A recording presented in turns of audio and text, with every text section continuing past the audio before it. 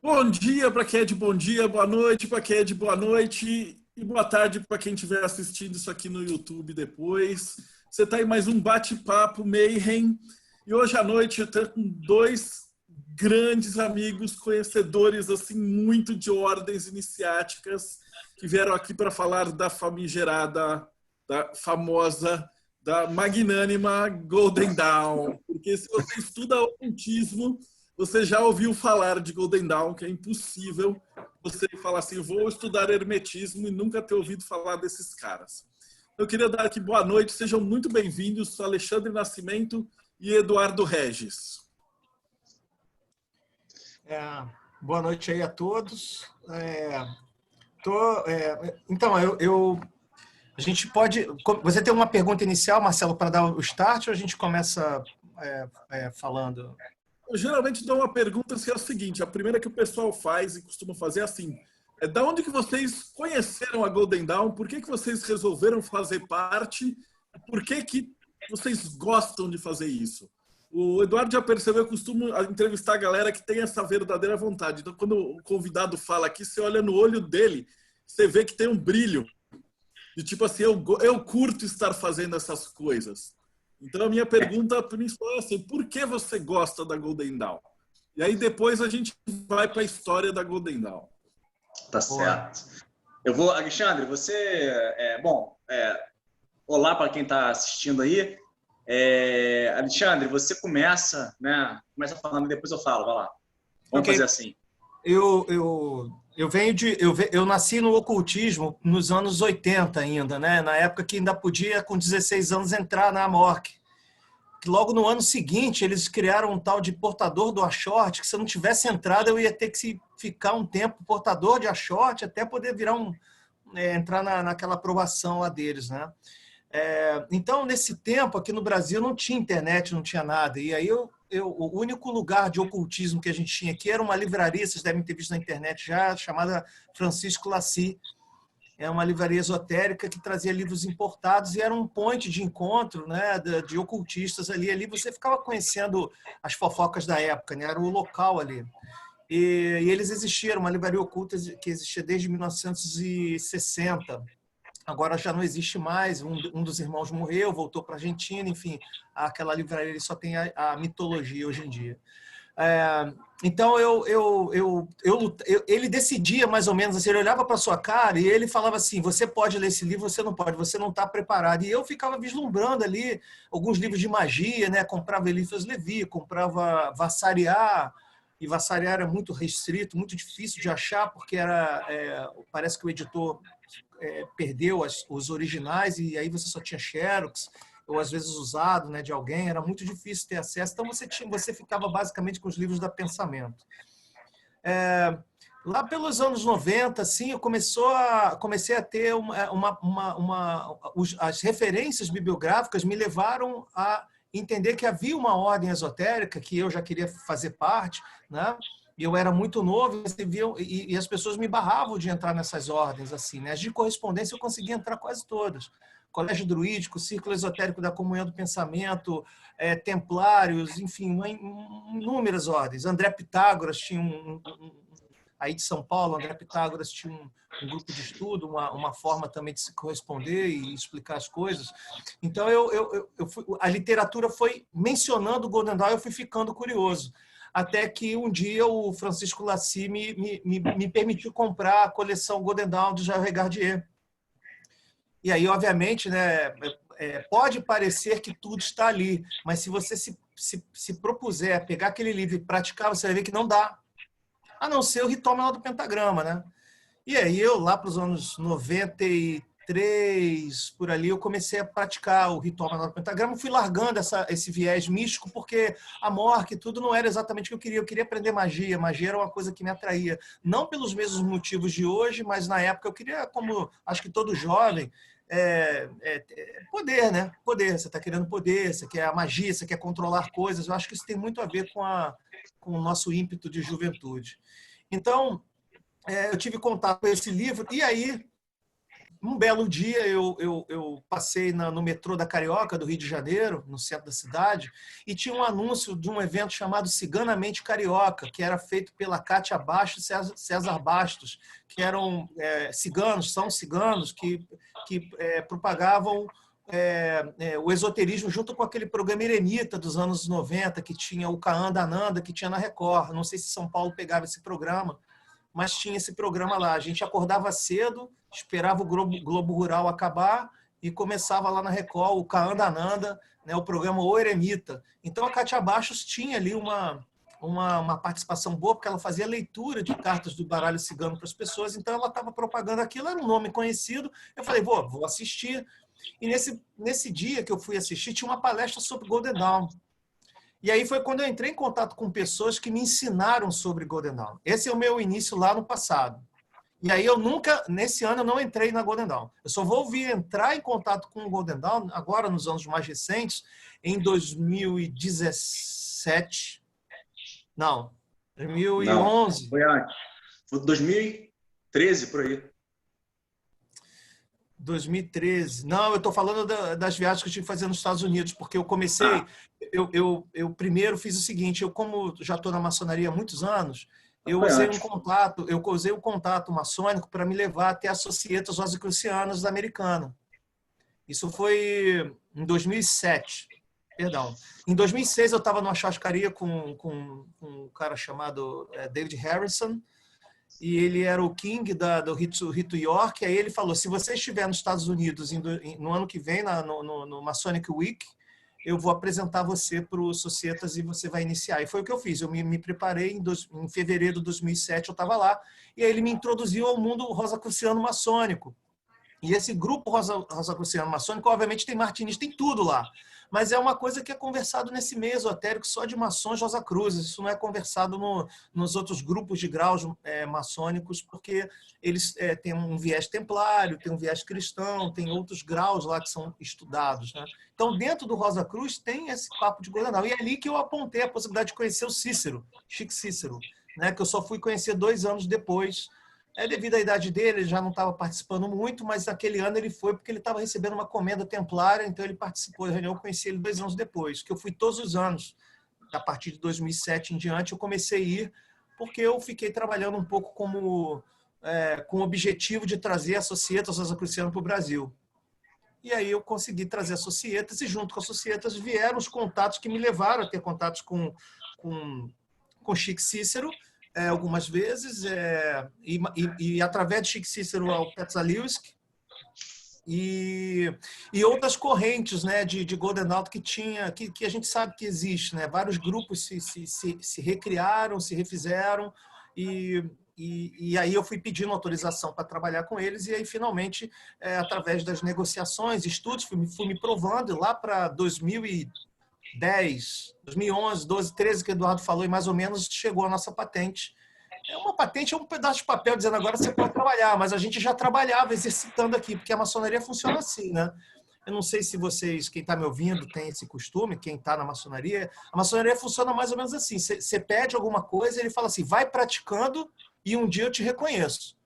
Você não recebe autorização primeiro para depois começar a fazer. A Golden Dawn é mais ou menos assim, você vai fazendo e um dia eu te visito, vejo se você está fazendo tudo direitinho, faço uns ajustes e aí a autorização vai ser dada definitiva, porque é uma autorização como te dá uma autonomia, essa autorização, é diferente, não é uma autorização para fazer, é uma autorização para ficar autônomo, e foi o que aconteceu.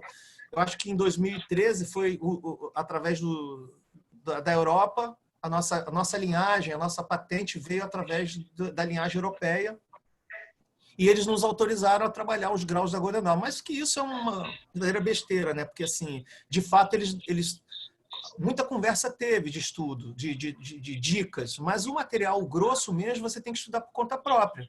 Você vai cavando, vai estudando, vai aprendendo, vai tendo dúvidas para poder perguntar, né? Como é que faz o ritual de invisibilidade da Golden Dawn? Durante um tempo, a Mork tinha isso lá, né? Ritual de invisibilidade, né? Não sei se hoje em dia ainda se mantém nos estudos modernos, mas lá para os anos 90 tinha o tal do ritual de invisibilidade. E isso é um dos manuscritos da Golden Dawn. Então, onde isso se encaixa? Que invisibilidade é essa? E você tem que debruçar sobre aquele material e fazer perguntas para obter respostas adequadas. Então, eu acho que durante muitos anos essas perguntas foram geradas em cima da nossa prática. Não vou negar também a ajuda aí do Kallen, o Kallen,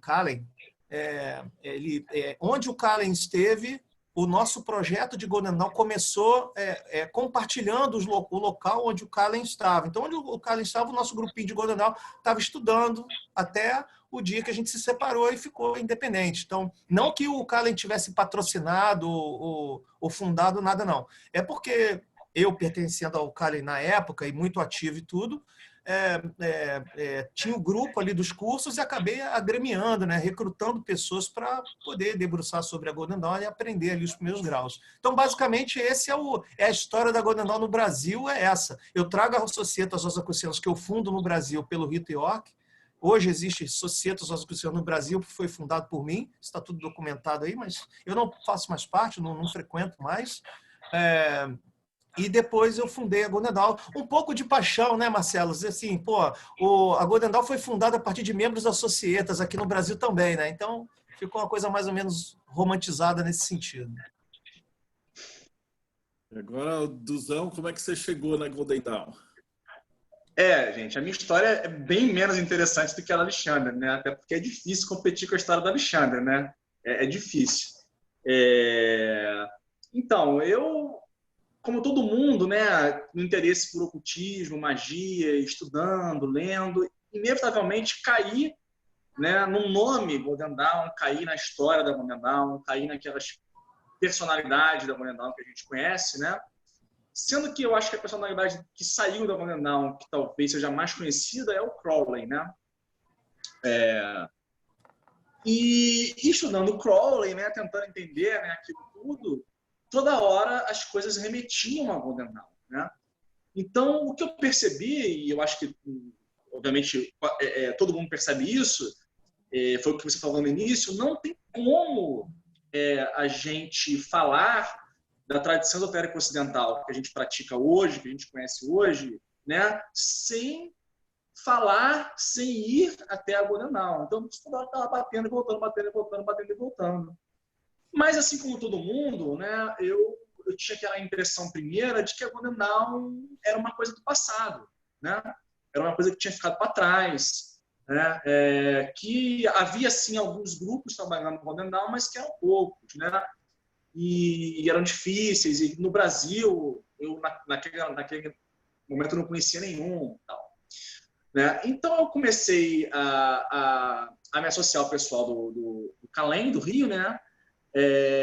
Muito por causa do Flávio Watson, que é meu amigo praticamente de infância, né? Conheço ele desde que a gente tem 13, 14 anos de idade, né? E interesses em comum, e eu soube que ele estava nisso, e aí eu comecei a frequentar e tal, e acabei conhecendo o Alexandre, né? Nesse meio tempo, nesse contexto, né? E aí, quando começou a formar aquele grupo, né, como o Alexandre falou, aquele grupo inicial, para começar a fazer o trabalho da Golden Dawn, já de maneira independente aqui, nosso, no Rio de Janeiro, né, eu fui um dos que o Alexandre pescou aí para trabalhar com ele, né? E fui, né, e estou com ele desde então, estamos juntos desde então nesse trabalho. E assim, por quê, né? Já que a minha história não é tão mirabolante, tão incrível, né? Por quê, né? Eu acho que é um pouco disso que eu falei, Marcelo. É porque eu hoje não consigo entender o que a gente faz sem entender a Golden Dawn. Lógico que tem outros atores, tem outras ordens que são importantes. Eu não estou querendo dizer que a Golden Dawn é a única responsável, tal, seria um absurdo. Mas foi sim uma ordem muito importante, né? Foi uma ordem que deixou, o Alexandre deve falar isso mais para frente, inúmeras pessoas treinadas, inúmeras pessoas que continuaram a ordem, inúmeras ordens que saíram dela, né? Essas pessoas foram pessoas que criaram conhecimentos, que replicaram conhecimentos. Então, a gente acaba sempre voltando a falar da Golden Dawn, né? E isso é um ponto primeiro de interesse. Mas aí, quando você vai estudar o sistema da Golden Dawn e os rituais da Golden Dawn e tudo mais a fundo, como a Alexandre falou, você, quando lê o livro do Regadier, ou você, quando lê um livro do Pat Zaliuski, que é um outro autor também muito importante de Golden Dawn, menos conhecido, né, até porque os livros não estão em português e tal, mas enfim. Você, quando vai ler esses caras, o que está escrito no papel, publicado, você acha que está tudo ali. Mas, como o Alexandre colocou bem, quando você vai fazer Golden Dawn, a coisa é bem diferente, né? E isso vai te puxando, te pedindo, te revelando coisas. E aí tem uma... como é que eu vou dizer? Tem uma coisa muito bonita nisso. Do que isso vai puxando, do que você vai descobrindo. Que aí, é claro, é a vivência, né? É a vivência daquele sistema, né? E isso que me faz ser um cabeça dura completo em relação ao Golden Dawn, né? No sentido de que estou nela, vou continuar e para mim é um trabalho que é um trabalho de vida, assim, né? Eu acho que é realmente uma coisa muito bacana. Bom, enfim, a gente vai falar mais depois. Muito bacana. É importante fazer uma consideração inicial, é que a Golden Dawn, quando ela surge, eu não sei se tem alguma pergunta, eu já ia fazer só um briefingzinho inicial sobre o sistema. Marcelo, diga aí. A minha primeira pergunta é como é que ela surge, né? Que a galera quer saber, assim. Tipo, então, tudo que antes de montar ela, um pouquinho antes dela, que fez com que ela fosse necessária ou surgisse? É muito importante qualquer ocultista ou esotérico atual entender esse momento crucial na história, no cenário vitoriano, né? No século XIX. É importante entender que ali na Europa você está tendo 1956, o Allan Kardec com o advento do espiritismo, né? Isso ali está influenciando muitos estudos, né? O espiritismo 1856. Isso. Perdão. É o mesmo ano que Eliphas Levi também está promovendo a magia, né? Eles são contemporâneos, 1856. E que também é o mesmo ano, não o mesmo ano, perdão, mas vai ser a mesma década que vai nascer depois o Crowley. A mesma década não, o Crowley vai nascer em 75, por ali. Quando o mesmo ano que o Eliphas Levi morre, o Crowley nasce. Mas isso não tem nada a ver com a Golden Dawn por enquanto. Então, qual era o conceito? Por que uma pessoa procurava uma ordem iniciática?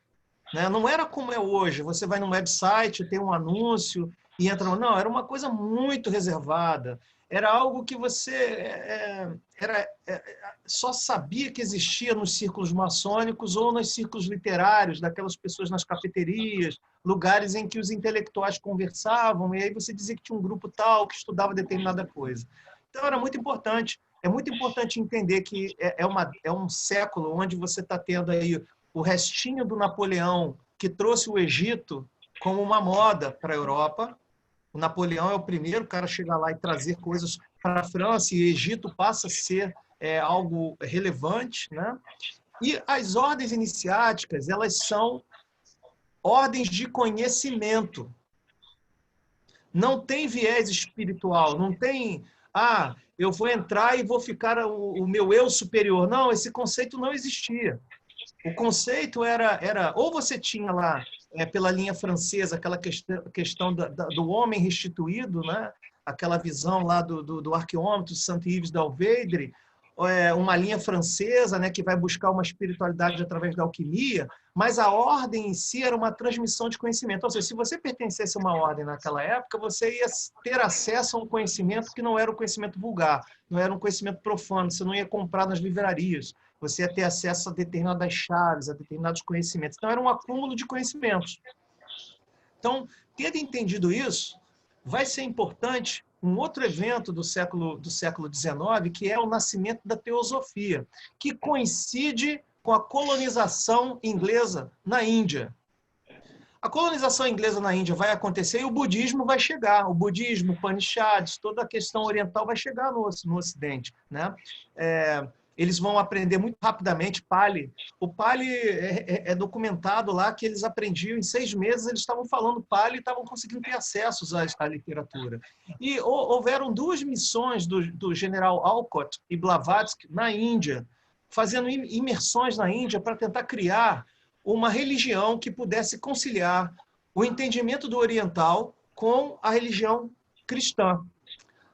Haja visto que a Blavatsky vinha de um período da Isis sem véu, né, que ela era bem cabalista, bem mais focada no cristianismo esotérico, ao mediunismo, e ela vai abrir mão disso e o que eu chamo nas palestras de a fase 2 da sociedade teosófica, que ela passa a querer se orientar pelo orientalismo. E aí começa uma invasão do Ocidente, né, dos termos, dos ensinamentos brahmanes, dos ensinamentos vindos do budismo, né?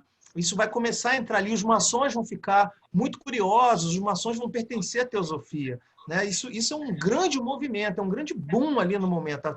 A teosofia vai ser algo... Os fundadores da Golden Dawn, eles eram membros desse grupo de teosofia, eles eram participantes quando tinha aquela Anna Kingsford.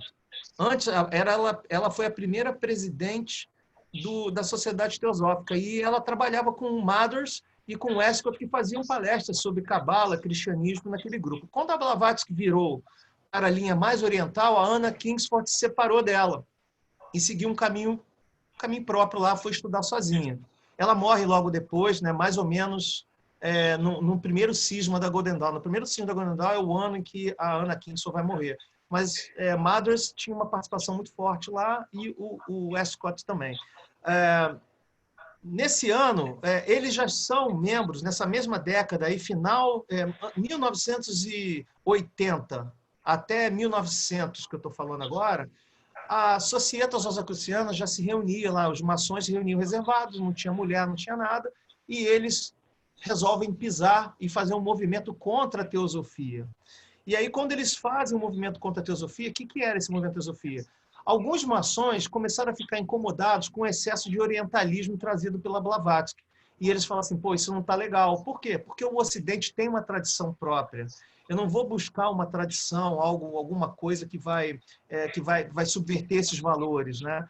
Eles vão se apoiar, então, na lenda de Christian Rosenkreuz. E vão falar, temos uma tradição ocidental que vem do Fama Fraternitatis para a gente. É isso que a gente tem que buscar. E como que a gente vai trabalhar isso? E aí, realmente, a Societas passa a ser esse foco. Mas alguma coisa acontece ali. Existem os manuscritos que vão sendo passados de mão a mão. Como é que é o nome dele, Eduardo? O nome do colecionador? É o Little, o Robert Little. Não, o outro. O Hockley. Não, o Hockley é o médium. Eu vou ver aqui, eu botei a apresentação meio que... O Little, Hockley, o... Nossa, agora está me falando o nome. Deu um brancão também, deu um brancão. Peraí, eu tenho aqui. Esse cara é um... Eu vou lembrar o nome dele aqui, eu vou achar o nome dele aqui. Ele era um colecionador de... Eu vou achar aqui, peraí. Ele era um colecionador de livros, né, de utensílios antigos. Oi? Vou ver no Gilbert. Vai falando aí. Você está falando do Woodford? Não. Não. É o cara que... o Mackenzie. Kennedy Mackenzie. Kennedy Mackenzie. Esse Kennedy Mackenzie, ele foi apresentado ao Eliphas Levi. Né? Ele teve um contato com o Eliphas Levi num congresso, alguma coisa, ele foi à França. Aparentemente, né, os estudiosos de Golden Dawn dizem, né, que foi nesse encontro que o Eliphas Levi entregou para o Kennedy Mackenzie os manuscritos, os tais 60 papéis manuscritos, né, cifrados. Quando o Kennedy Mackenzie morre, ele deixa um aviso para a mulher dele entregar isso tudo para o Woodman. Né? E aí o Woodman, não, para o Little, O Little é o presidente da Sociedade Rosacruciana e ele vai chamar o Mathers, vai entregar isso para o Westcott e para o Mathers poder desvendar. O Westcott gostava muito de cifras e quando ele bateu o olho na cifra, ele identificou imediatamente que se tratava da cifra do Abade Tritemos, do livro dele de códigos. Né? Ele bateu o olho e é isso. E aí eles passaram a decifrar. Eu não sei se, Marcelo, se pode compartilhar a tela aqui para ver. Pode, fica à vontade. Eu poderia compartilhar a tela, deixa eu ver aqui, para vocês terem a noção de como eram esses manuscritos. Deixa eu botar aqui, share, aqui. Dá para ver daí? Pronto. Apareceu. Então, era mais ou menos assim, esses manuscritos, né? Então, mais ou menos não, era esse aqui. Isso aqui é uma cópia do manuscrito. Então, aí, uma outra cópia. Então, assim, basicamente, foi isso que eles tiveram acesso. Né? Esse K visto aqui, é uma das indicações que o Kennedy Mackenzie teve acesso. Ele botou o K dele ali, mostrando que ele leu e escreveu no papel. Então, esses folhos, eles sobreviveram, eles existem até hoje. Você consegue acessar eles aí em alta resolução, provavelmente no Pinterest. Você vai ter algumas, mas existe um livro chamado The Golden Dawn Source Book. Esse source book, esse cara colocou os 60 folhos impressos e traduzidos, transliterados na página seguinte, para quem gosta de estudar a fundo. E você, quando traduz esses rituais, quando você lê o que estava escrito no manuscrito, você vê que é extremamente difícil, tosco, o que eu estou dizendo é curto. Ele não é exatamente como esses rituais que a gente vê hoje, que tem a fala, e embaixo tem uma longa explicação do que vai ser feito enquanto a fala está sendo dita. Né? Esse formato teatral de ter um ator, alguém que fala uma frase e embaixo tem o ato, é uma coisa que vem do teatro e vai ajudar nos rituais. Os rituais antigamente não tinham essa explicação. E agora o cara fala eureka e ele levanta a mão, bate o pé e embaixo tem um itálico explicando o que se faz na hora que fala eureka. Né? Isso dentro dos... Esse aí é o famoso manuscrito, fólio, né? Que indica o que a Golden Dawn ensinava como segredo, que era a associação correta do tarô. Vocês vão notar aqui que tem a letra Aleph, né? Tem o símbolo do ar, né?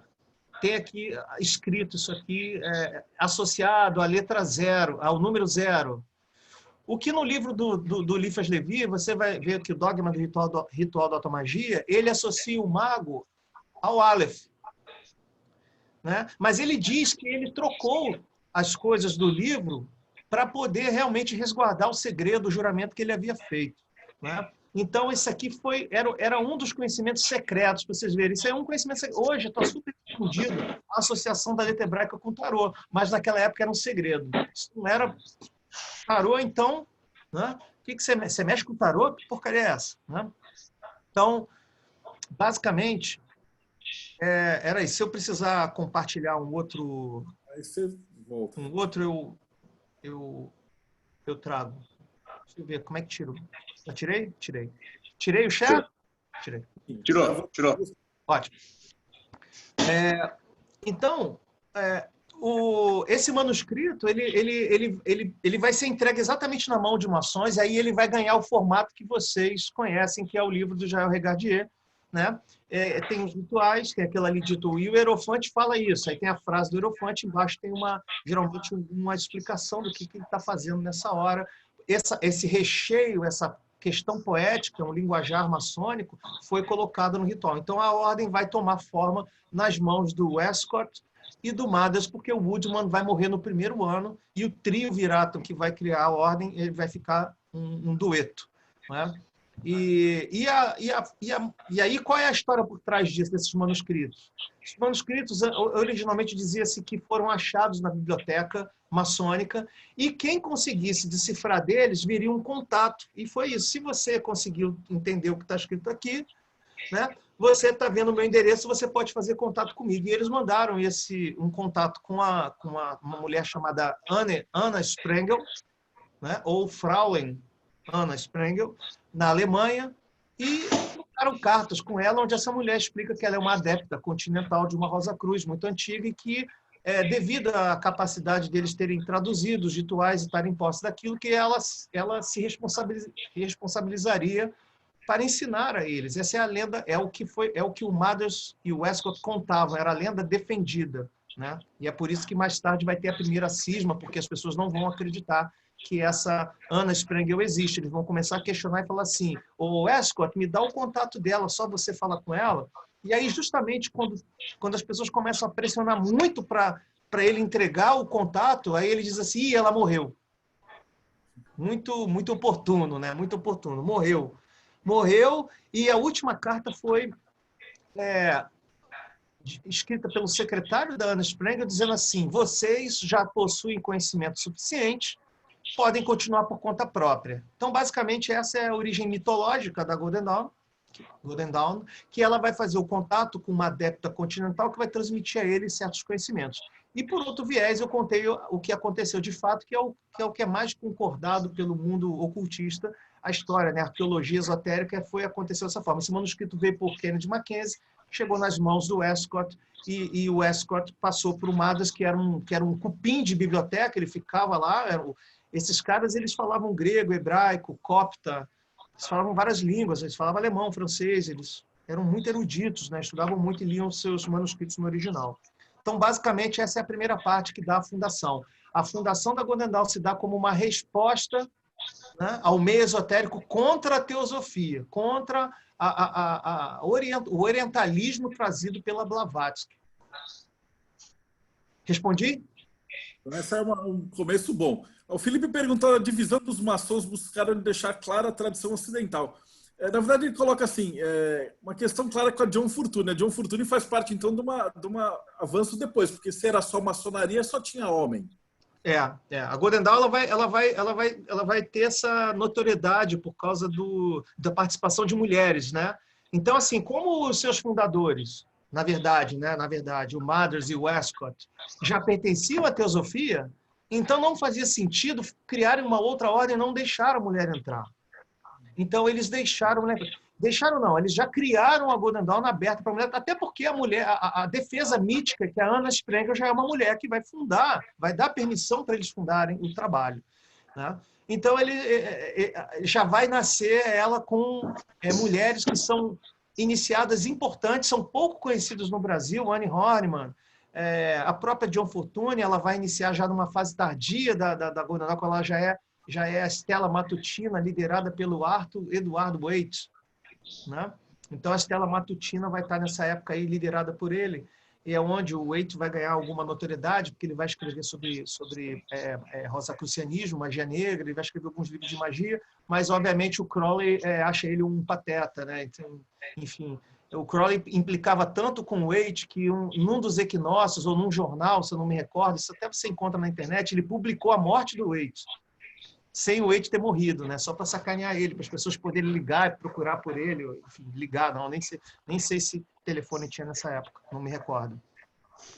Então, a John Fortune ela vai entrar numa versão mais tardia da Golden Dawn, de 1909, 1910, por ali. Ela não vai entrar antes, porque ela era muito novinha. E as mulheres e os homens da Golden Dawn eram pessoas extremamente envolvidas com a cultura, eram artistas de teatro, eram escultores, eram poetas, autores, e aí são vários nomes conhecidos também, que eu tenho um slide ali, depois se alguém quiser ver ou quiser conferir alguma coisa.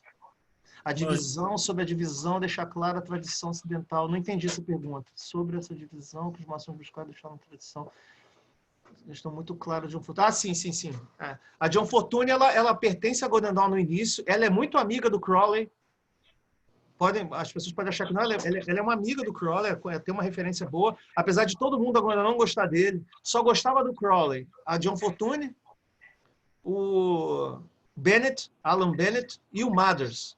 Esses três gostavam do Crowley. Todo o resto não gostava dele, né? Ele era um crianção no meio dos velhos. Ele chegou muito novo, muito afoito, tudo, e a galera meio que não curtiu, porque o Bennett cuidou dele e preparou ele como adepto, né? Eu não sei se vocês sabem da história de como o Bennett abordou o Crowley, né? Qual foi. O Bennett, um dia, eles acabaram a reunião, a cerimônia, foram para o vestiário, tiraram os paramentos e tudo, aí o Bennett olhou para o Crowley e falou assim: ô garoto, você anda mexendo com Goécia. Aí o Crowley falou assim, eu não mexo com isso. Aí ele falou, então a Goécia está mexendo com você. Isso é relatado, isso está nos diários, os biógrafos explicam essa fala, essa trocadilho de fala aconteceu de fato. E aí, preocupado com essa percepção que o Bennett teve, essa percepção da aura do Crowley, ele se aproximou do Crowley e começou a dar o desenvolvimento para ele. Então, os passos de toda a ordem externa até o adeptado, quem vai ensinar para o Crowley é Alan Bennett. E eles vão sair em excursão. Né? De 1906 até 1909, o Crowley pega o amigo dele, o Alan Bennett, que era afilhado do Mothers. Muita gente também não sabe disso. O Alan Bennett era muito pobre e o Mothers criou ele. Meio que um pai distante, assim, um padrinhão, um Big Brother. Meio que criou ele, deu a formação, ele era técnico em química, mas nunca teve dinheiro e tal. Aí ele morou com o Crowley no estúdio ali na Europa durante um tempo, e depois o Crowley resolveu sair em migração para o Oriente, na Ásia, para buscar o budismo Theravada, que era um objetivo do Alan Bennett. E aí o Crowley vai fazer a imersão lá na Índia e depois ele vai voltar como adepto da Golden Dawn. Mas esse é um outro papo. Vamos voltar para cá, para dentro da Golden Dawn. Tem alguma pergunta a mais? O Rodrigo perguntou, mas acho que você já respondeu, se tinha alguma disputa entre a Golden Dawn e a teosofia. E aí eu acrescento, entre o pessoal kardecista também tinha algum contato ou treta?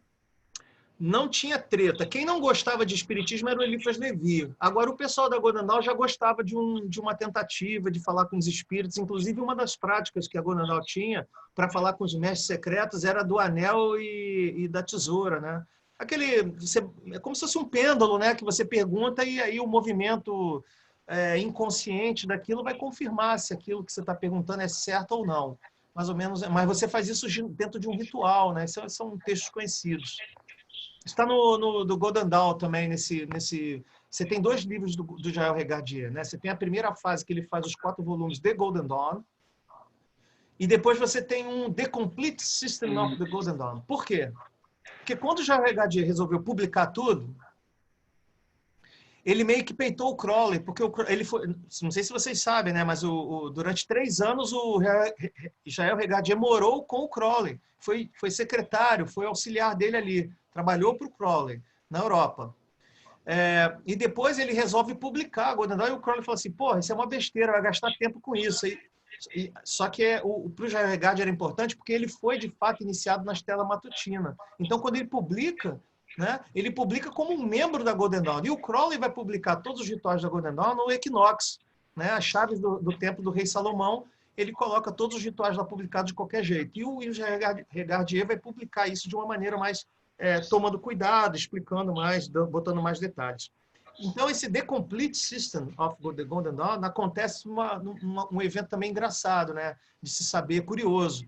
Quando o Regardier aparece para o mundo, nos anos 80, dizendo que ele é um cara que traz a tradição da Golden Dawn, ele recebeu uma cartinha de um cara da Austrália dizendo assim, você acha que você é o único da Golden Dawn, mas o Mothers, quando teve uma briga política na França, ele fugiu para a Austrália e fundou um outro templo. Ele fundou um outro templo de Golden Dawn chamado Alpha et Omega. E nós lá temos rituais até o grau 7 igual a 4. Temos rituais da ordem interna. Né? Temos mais rituais, temos mais coisas que você não ganhou. Então aí ele acordou. E aparece no cenário, nos anos 80, um cara chamado Petzalius. Né? O Petzalius que vai se reunir com o Jael Regardier, eles vão estudar juntos e vão passar a publicar coisas mais ou menos em conjuntos. Então vocês vão achar isso um livrinho azul chamado The Secret Rituals, né? Inner Rituals. É os rituais da segunda ordem, os rituais internos. Vocês vão achar esse livro escrito em conjunto com os 2, onde o Jael Regardier explica que ele até então não tinha recebido esse grau, então ele vai receber esse grau maior que ele não recebeu na Stella Matutina, ele recebe do Petzalius. Isso aconteceu, obviamente, ainda nos anos 80, antes do Jael Regardier morrer.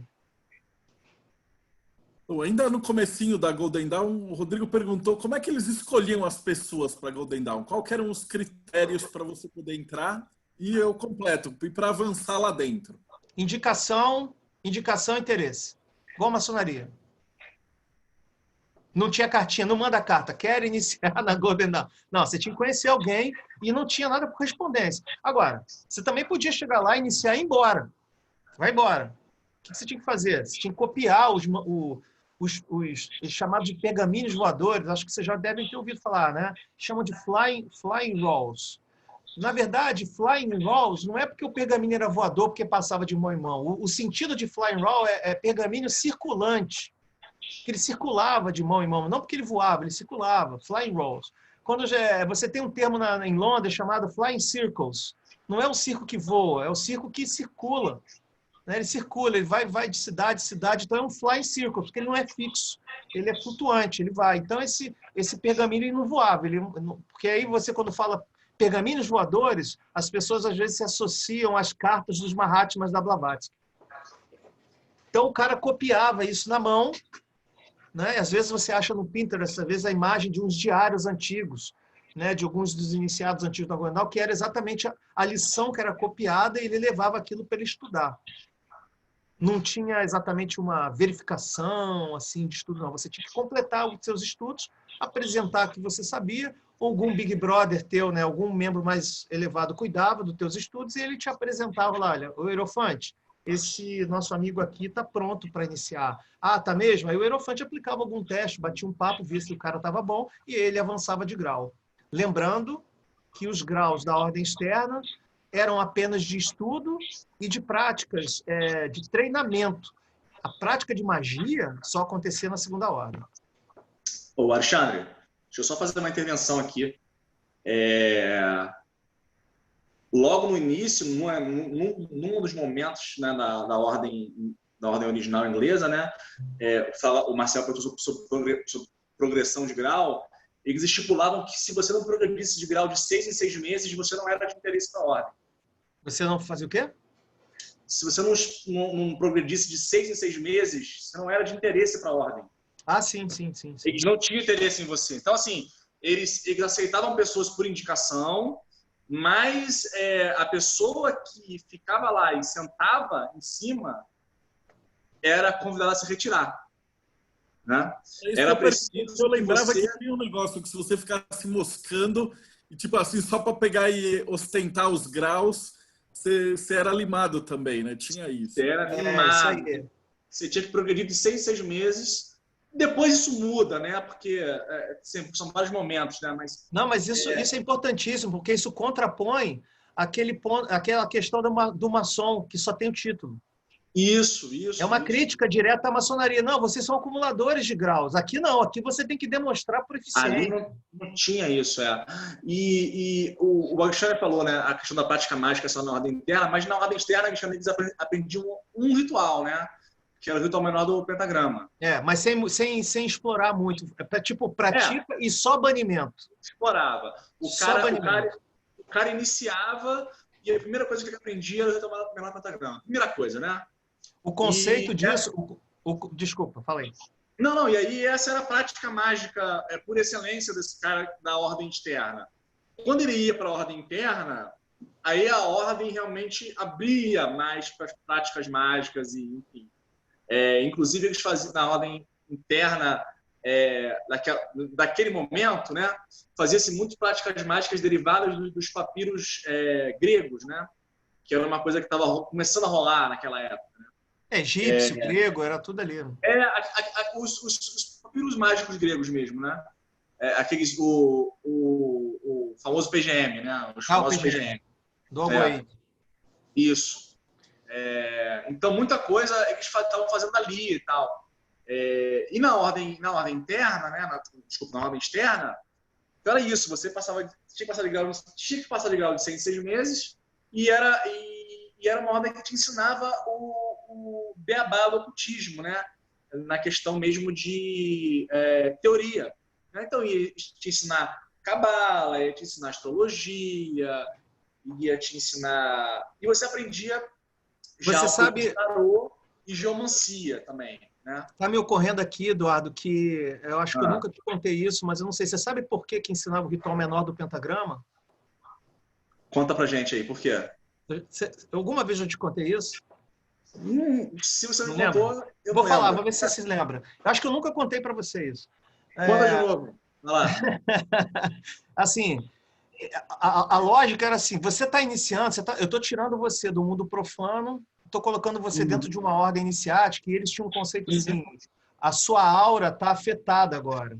Então, agora o mundo oculto, os espíritos, os demônios vão passar a te ver. Então, então, você vai passar a ser um alvo. E para que você não seja atacado, então você vai ganhar um ritual de banimento da Terra para provocar a sua defesa. Porque agora você era um alvo dos espíritos do astral. Não, Né? isso, inclusive, é dito no ritual de iniciação de neófito. De alguma maneira.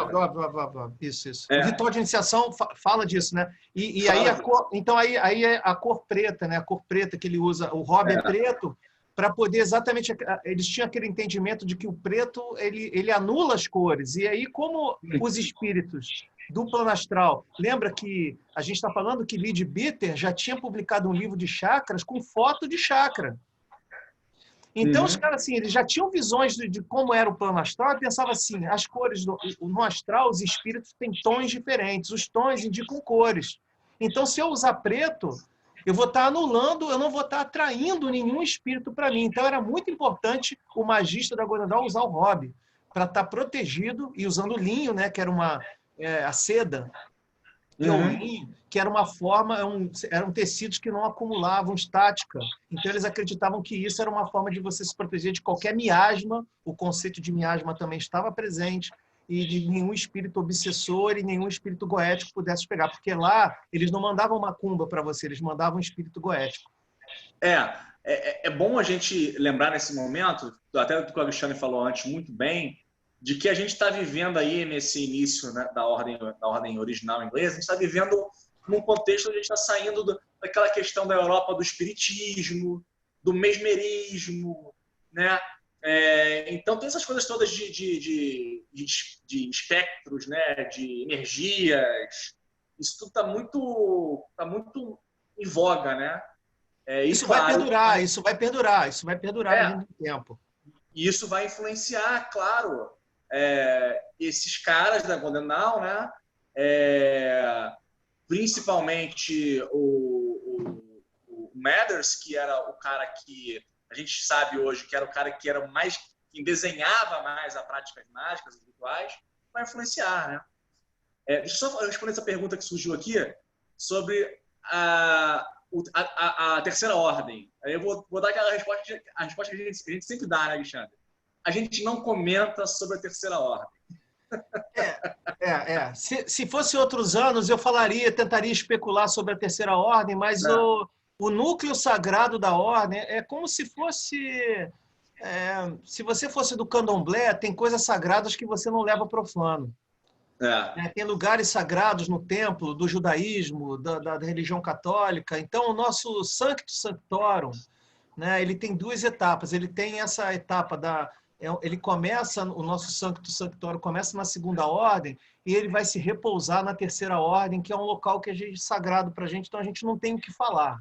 Só tem interesse... Não é para ter o interesse e a discussão sobre o que acontece lá, é para acontecer só para quem é membro. Quem estuda, quem não sabe, fica por isso. Então, por isso que você vai ver as ordens se manifestarem sempre a ordem externa e a ordem interna e acabou o assunto. A maioria das ordens vai ser assim, a OTO vai ser assim, o martinismo vai ter sua eclésia, a eclésia vai ter seu martinismo, a eclésia vai ter sua OTO, e a Golden Dawn, a segunda ordem vai ter a primeira e por aí vai.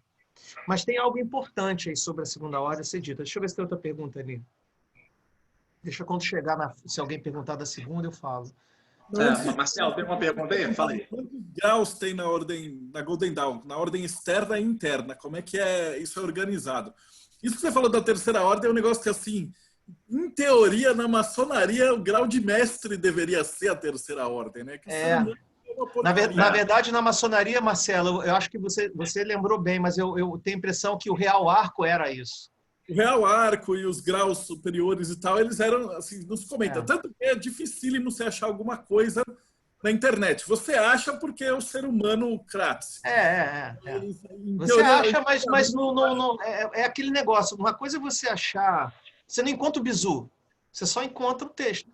Exato, você vai ver o texto, mas puta, se você não for lá e Se você não for, você não vai entender, é verdade. o que acontece por lá, né? Que é o que deveria ser. Na verdade, o cara vai sendo preparado e para o cara já chegar a mestre, significa que o cara já tem algum entendimento de que, pô, Sim. é o Clube da Luta. Ninguém fala do Clube da Luta, né? E aí Ninguém você... fala do Clube da Luta, Por aí, por aí. Ninguém fala nada. Mas só falar, são 5 graus na ordem externa. Quem perguntou aí, tá? São 5 graus na ordem externa. E depois, na ordem interna, a gente vai ter mais 1, 2, 3, 4, né? Porque entre a primeira e a segunda existe o grau de transição, que é chamado grau do portal. Né? Isso. E acontece uma segunda coisa ainda. Além de você chegar no grau do portal, aí que é um grau, que é novamente, é como se você virasse o probacionista de novo. Né? Você estudou tudo, agora você tem que se provar merecedor, porque você só entra na segunda ordem por convite. Então, aí tem esse negócio que o Eduardo lembrou muito bem. Se você foi observado, ativo, membro, merecedor, está envolvido com as atividades, isso vai contribuir para o seu convite para a segunda ordem, porque o seu trabalho é consistente com a sua presença e contribuição. Né? Do qual, se você não tiver, pode ser que você fique estacionado ali. Você vai chegar no grau de filósofos, vai chegar no grau do portal e vai ficar um tempo lá até você se acertar com o hierofante do templo. Que é basicamente, o hierofante é como se fosse um babalorixá, né? O pai de santo ou o sacerdote de qualquer religião que você conhece, a equivalência. Né? Então são 5 na ordem externa, com esse 6º aí, que é um período, né, de probação, né? E 3 na ordem interna também. 3 graus na ordem interna, sendo que o primeiro, que é o Adeptus Minor, ele tem 4 subdivisões. Sim. Que aí o Adeptus Minor, o próprio grau Adeptus Minor tem 4 subdivisões, que são ele passa a ser Zelator Adeptus Minor. Vocês vão ver na nomenclatura do livro do Jair Regardin escrito Zan. Quando você vê Zan, é porque é a Zelator Adeptus Minor, ou ele vai ser Práticos PAN, Práticos Adeptus Minor, ou PH, né? O que é Filósofos Adeptus Minor. Então você vai ter subdivisões, que é uma forma de rearranjar o entendimento para vocês entenderem o grau os graus da Golden Dawn, é importante observar a árvore da vida. Tá? Então, vou projetar aqui para vocês rapidamente. É importante colocar que esses graus demoram anos para você passar, né? Era que eu estava conversando no bate-papo anterior, que era com um professor de Kung Fu, já há 20 anos de treino. Ele falou, até você chegar na faixa preta vai uns 5 anos. Mas aí aí vão décadas depois, né? Então existe um ciclo serve que você vai rapidinho, 2, 3, 4 anos, você está lá. Mas aí, para você chegar para a segunda etapa, o segundo círculo vai demorar décadas. O que acontece hoje, né, Marcelo? O que a gente faz hoje, né? Estou falando da gente hoje, não da ordem original, né? A gente estabelece aqui, né, na nossa encarnação da ordem, a gente estabelece um tempo que a pessoa tem que ficar mínimo em cada grau da ordem externa, né? Para ela adquirir o conhecimento, ter a prática, ter a vivência do grau, né? Não ser só uma passagem, né? Então isso demora um tempo, né? Agora existe o intertício mínimo, né? Existe o intertício mínimo, porque existe uma maturação para a pessoa sentar ali e até ela desenvolver alguns trabalhos para apresentar, entendeu? E aí a apresentação desse trabalho a gente faz uma avaliação, obviamente tem um bate-papo, não é exatamente um exame, senta aí e responde pergunta, não é que é uma escola, mas você tem que mostrar certa proficiência, estudou aquilo tem que fazer sentido, né? A exposição daquilo. Aprendi a fazer ritual menor do pentagrama, meu filho faz, mas ele não entende patavina do que ele está fazendo. Então, não tem muito sentido, não tem muita utilidade nesse caso. Então aí eu botei a árvore da vida um pouquinho, dá para ver aí o chat que está compartilhado? Isso que vocês falaram é assim, de extrema importância, que é uma coisa que eu fico batendo na tecla muito, porque a galera está acostumada com grupo de Facebook e WhatsApp e virou assim o hermetismo miojo. Que, na verdade, nem vão para o hermetismo, né? Eles ficam lá no caos miojo. E a parada dentro de uma ordem iniciática é uma coisa muito mais séria. Então não é tipo Exatamente. o baú. É isso, essa é a diferença. A nossa Golden Dawn mais moderna, ela incluiu o conceito de caminho iniciático, que a Golden Dawn antiga só tinha a árvore da vida como referência. A Golden Dawn antiga era aquisição de conhecimento. Você adquiriu o conhecimento, você avança, né?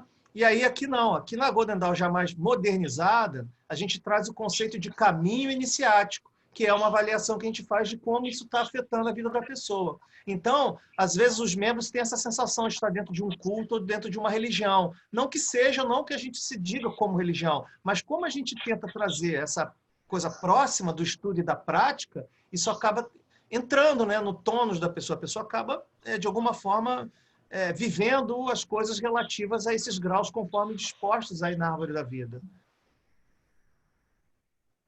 Então, olha só, vocês estão vendo o meu share, né? Sim. Sim. Então, vocês vão ver aqui que a entrada, né, o neófito, beginner, aqui embaixo, na 00, ele está fora da Sefira. Então, existe uma experiência a ser feita para que você seja introduzido nessa Sefira aqui. Então, isso aqui é muito similar ao espermatozoide tentando fecundar um óvulo, né? Ele tá batalhando aqui em volta. Só que é sabido da Cabala que o que está em volta da Sefira, né, é Clifford. E é daí que vai nascer o tal das ordalhas que vem da Astro Argento, né? Desse conceito de entrada aqui em Malkuth, o núcleo de Malkuth, né? Então, tudo bem, todas as sefiras vão ter esse conceito. Aí vejam, quando você chega aqui no grau do portal, é de portal, ó, isso aqui é o véu de Paroquê, é da árvore da vida, mas na Golden Dawn tem nome de portal. É a árvore da vida com seu véu aqui, o véu da morte. Aqui embaixo tem o véu da pequena morte, que é a conexão entre Malkuth e Exódia, é um véu de pequena morte. O véu da morte derradeira, né, assim, iniciática, derradeira, acontece antes de Tiferet, né? E aqui, ainda dentro de Tiferet, vão ter 4 divisões que são um reflexo dessas sefiras de baixo aqui, conectadas a ela, né? O importante também notar sobre a divisão de ordens é que você tem a primeira ordem, que é chamada de Hermetic Order of the Golden Dawn, e a segunda ordem é chamada de Ordem Rosa Cruz. E isso também foi objeto de celeuma e briga aí do passado, né? Você conhece, Marcelo, esse problema? Assim, fala ele para o pessoal que tem muita gente leiga. Ah, ok. Acontece assim, ó, a tradição... Da celeuma, que tem o Morpheus fez uma pergunta boa. Ah, que ele sim. falou, por que na sua árvore da vida tem um caminho entre Resed e Binah? Deixa eu voltar a compartilhar aqui para a gente ver. Então, essa é o mapa que a ordem apresenta como, tipo, a árvore normalmente não tem esse caminho, mas é essa conexão, porque você não vai dali de Reset para Rockman. Então, apesar de você não ter esse caminho na árvore, é esse caminho que você faz com o tal do salto. É nesta direção que você vai, né? E aí entra na questão da terceira ordem, né? Como que você atravessa o abismo? Né? É uma pegadinha. Né? É uma pegadinha que atravessou o nosso século e causou um problemaço por causa do trocadilho do inglês e a tradução para o português. Porque as pessoas falam que você tem que saltar, né? Então, a pessoa que olha isso a primeira vez pensa assim, cara, eu tenho que fazer um salto João do pulo, né? Fazer aquele salto e conseguir pular e desviar do abismo, né? Mas não. O nome é saltar, o abismo é saltar no abismo. Você salta no abismo. O salto é dentro do abismo, é porque não tem essa conexão na árvore. Então, para que você possa entrar na terceira ordem, você tem que ficar parecido com a primeira, você tem que ficar no portal. Só que o portal é chamado de abismo. É um preâmbulo para a terceira ordem, que é um tempo de maturação no abismo. Mas isso é uma matéria mais complicada de se discutir aqui. Talvez a gente não tenha tanto recurso cabalístico aqui a gente teria que aprofundar bastante em cabala para poder explicar esses detalhes. A beleza desses bate-papos é que eles ficam gravados e depois a galera que vai estudando, eles vão assistir você falar hoje e aí daqui o cara vai estudar daqui 3 anos, 2 anos, na hora que o cara se debruçar, ele Nossa, vai depor contra, porque o cara vai falar, olha, você disse isso lá. Porra. Caraca. Então, Então, assim, a celeuma Tem alguém perguntando o que é bebê do abismo. Depois, eu acho que eu expliquei um pouquinho, vou ficar dentro. Porra, Elisa tá me sacaneando aqui, ó. Depois vai cobrar. Então, o bebê do abismo é um conceito já vindo da AA, né? É o bebê do abismo. Por quê? Porque quando você pula no abismo, eu até falei aqui, eu dei a dica, né? Com outras palavras, você fica um tempo maturando. O que o bebê faz? O bebê nada faz, ele fica sendo nutrido, aguardando o momento que ele vai nascer. Você fica embalado. Então, não há o que se fazer no abismo, né? Quer dizer, há o que acontecer, não o que se fazer. A hora de se fazer já foi feito antes. Agora, irmão, você está entregue à divindade. E vai ter um momento em que a relação entre o bebê e a mãe se rompe. Na química, é saturação do líquido amniótico. Mas na consciência do bebê, é expulsão do paraíso. Cortar a minha comida. Né? Agora acabou o oxigênio, eu tenho que sair daqui, eu tenho que escapar disso aqui. Então, em algum momento, algo similar, simbolicamente similar a isso, acontece ali naquele momento que o bebê do abismo é obrigado a tomar uma decisão onde isso afeta a encarnação dele. Vou encerrar a falar sobre a terceira, senão os mestres secretos vão acabar puxando meu pé quando eu for dormir. O pessoal fica curioso, mas é assim, é o que eu falei da outra parte. Cara, vocês estão querendo correr pela parede.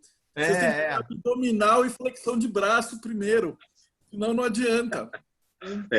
A Lara está perguntando aqui, tem a ver com a morte simbólica do ego. Eu acho que o ego não morre nem simbolicamente. O ego nunca morre, isso é uma ideia antiga, né? Que veio da teosofia e que a gente tem que tentar revisitar essa ideia. Ego não morre. Se o ego morrer, você morre. É suicídio. Então você perdeu sua chance nessa obra. Eu tenho uma outra pergunta do tarô, mas acho melhor a gente voltar para ir na parte histórica e fazer ainda aquela continuidade, porque o tarô vem só do Regardier lá na... Deixa eu contar a questão da Rosa Cruz. A Rosa Cruz, como os nossos amigos aqui devem saber, se não souber, vão saber agora, o Fama Fraternitatis, ele circula, né, na Alemanha, em Tübingen, e ele circula de forma secreta, né? Obviamente, 1600 é o ano em que Gutenberg tinha acabado de inventar a prensa. Então, agora, certos escritos podiam ser produzidos em volume e ser distribuídos. Então, esses panfletos apareceram nas portas e nas ruas num dia que os alemães acordaram. E isso, para eles, nossa, tem uma milícia aqui, né, de homens secretos que são invisíveis, e daí nasce essa história dos mestres secretos ou seres invisíveis, porque o próprio Rosa Cruz, no Fama, diz que eles são invisíveis e não adianta você fechar a sua casa, não adianta você fechar a sua porta, porque eles vão invadir qualquer lugar que você esteja, não adianta você se proteger. E o que ele está falando? Ele está trazendo uma mensagem, dizendo que essa mensagem ela vai atravessar qualquer barreira e tal, enfim, é uma questão de análise, talvez seja para um outro momento analisar o Fama. O que eu quero dizer é que a Rosa Cruz vai alimentar exatamente a sensação de que existe um corpo de iniciados que está mantendo viva a tradição e o autoconhecimento gnóstico. Obviamente, eles vão falar de Cristo, mas, obviamente, Rosa Cruz vão falar de Cristo do ponto de vista gnóstico e não do Cristo Jesus, como na religião. Né? Então, eles estão trazendo uma gnose. E aí eles são promovidos. Né? Eles dizem assim, vocês têm que continuar sendo curandeiros. Rosa Cruzes tem que promover a cura da alma. Né? E é por isso que entra a alquimia e a magia, porque são práticas que vão te levar a magia ao aperfeiçoamento e a alquimia à transmutação das energias. Se a pessoa está precisando de um auxílio, então os Rosa Cruzes se apresentavam, mas nunca poderiam dizer que eram Rosa Cruzes. Está escrito no Fama. Você não pode dizer que é Rosa Cruz. Você não pode usar as roupas da ordem. Você tem que se adaptar à cultura que você estiver, né? Que representa muito o que Christian Rosenkreuz, que é o personagem da lenda, acontece com ele. Ele vai para Dankar, ele vai para Damascus, ele visita o Egito, ele visita vários lugares do Oriente, ele aprende alquimia, ele aprende a magia, aprende a religião, ele volta e funda os amigos dele, né? Os 12 amigos, parecido com a história paralela à história do Jesus com seus 12 apóstolos. Então, o que vai acontecer? Uma ordem que está ligada à Rosa Cruz não pode, de acordo com Fama, se dizer Rosa Cruz. Esse é o ponto. O Fama é o documento base da mitologia. É que nem eu querer adulterar a história do Irã Bif, da maçonaria. Eu não posso alterar. Aquela história ali é um landmark. Eu tenho que, a partir dela, especular o simbolismo, mas não posso alterar. Então, o Fama Fraternitatis, para a tradição esotérica, diz que o Rosa Cruz não pode se expor. Então, jamais poderia haver uma ordem estampada na cara e dizer assim, Ordem Rosa Cruz.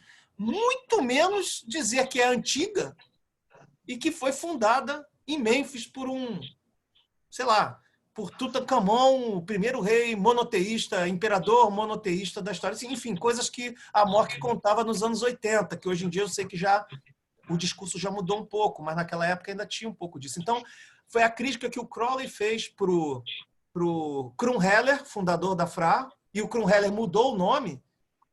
Então, ele passou a ser... Ele saiu de Fraternidade Rosa Cruz para Fraternitatis Rosacruciana, Antíqua, que é a FRA.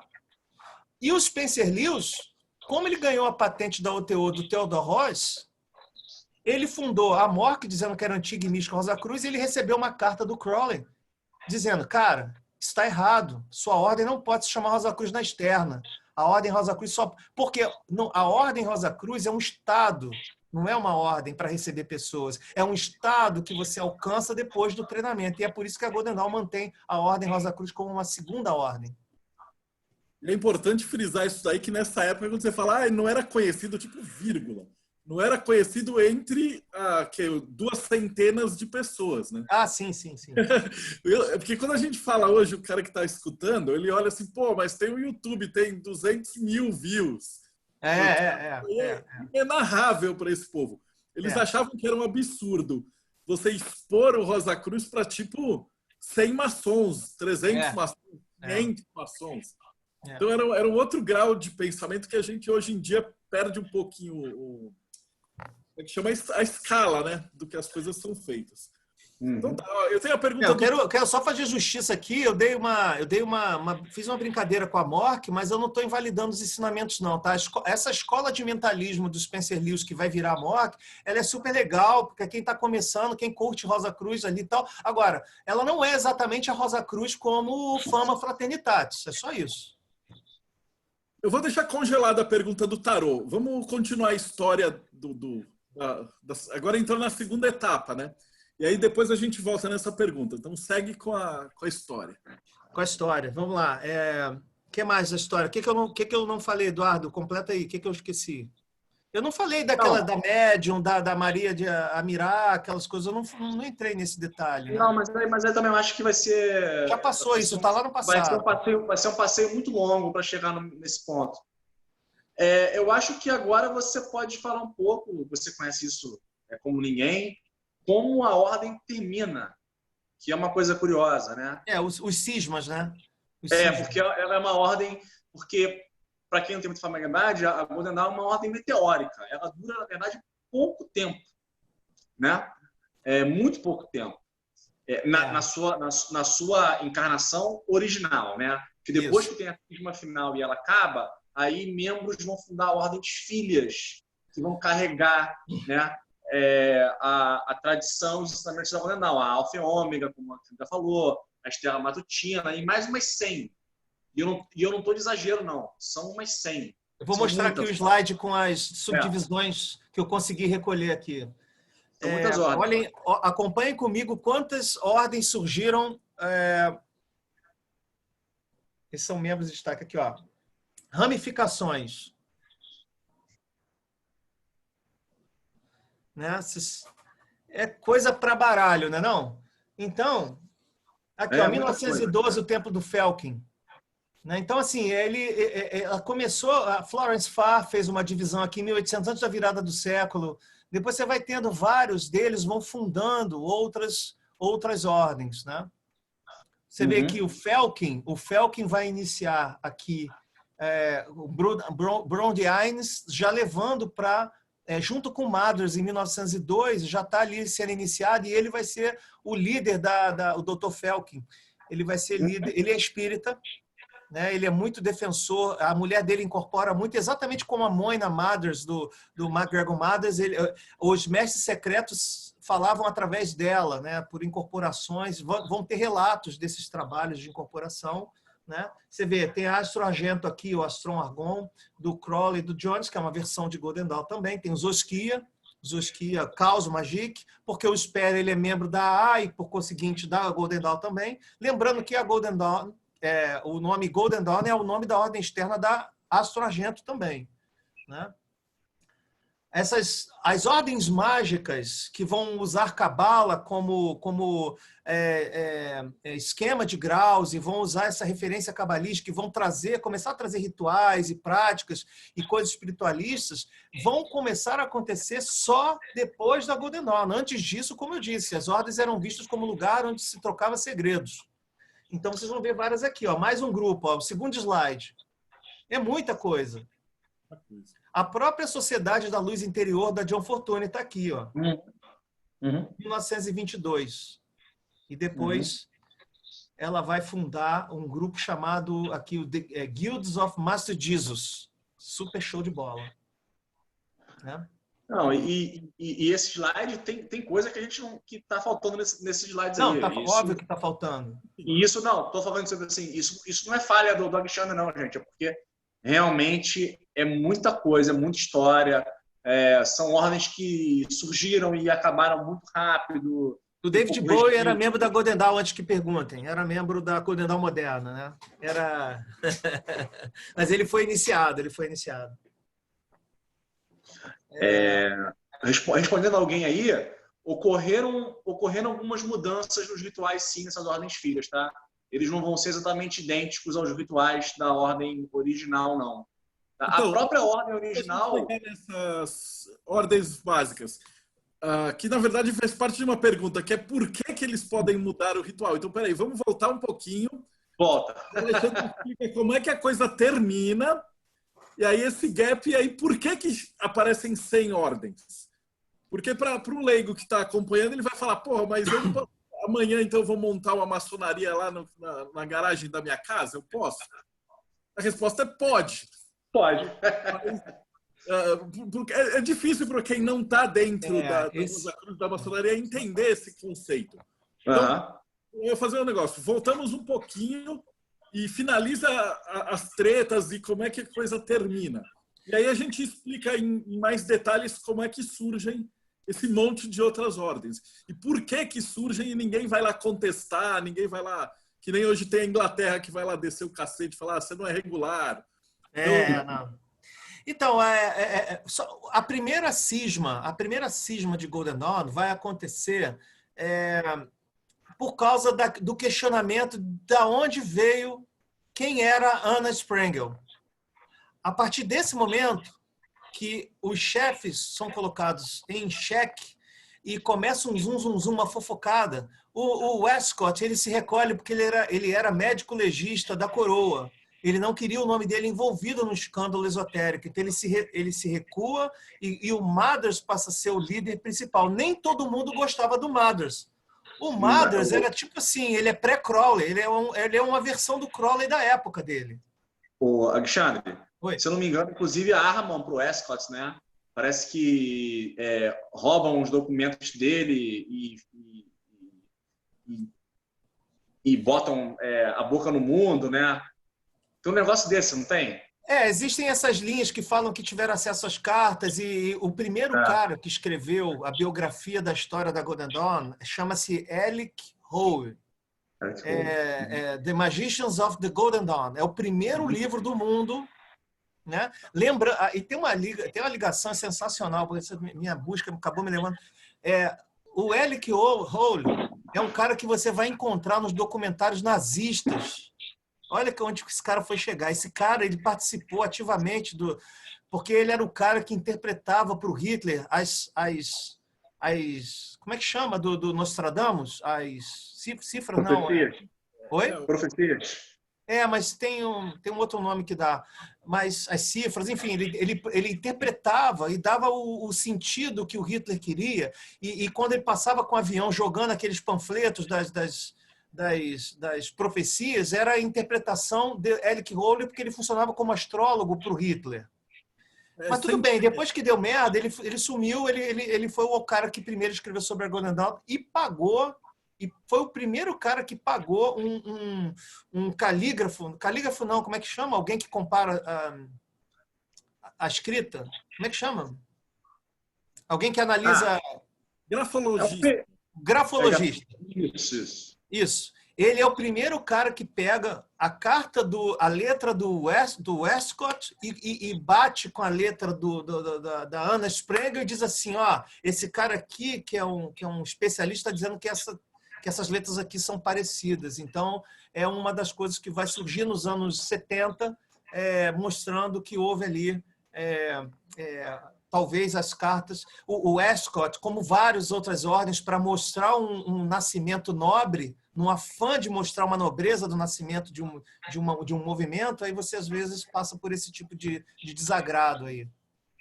Mas a verdade é que ele não saberia que 100 anos depois o conhecimento deles é que foi valorizado nisso. Não há nenhum demérito. Na época talvez tivesse, mas agora a gente pensa assim, pô, esses caras foram foda. Porque eles pegaram um monte de letrinha maluca lá e conseguiram transformar num puta ritual e que funciona, né?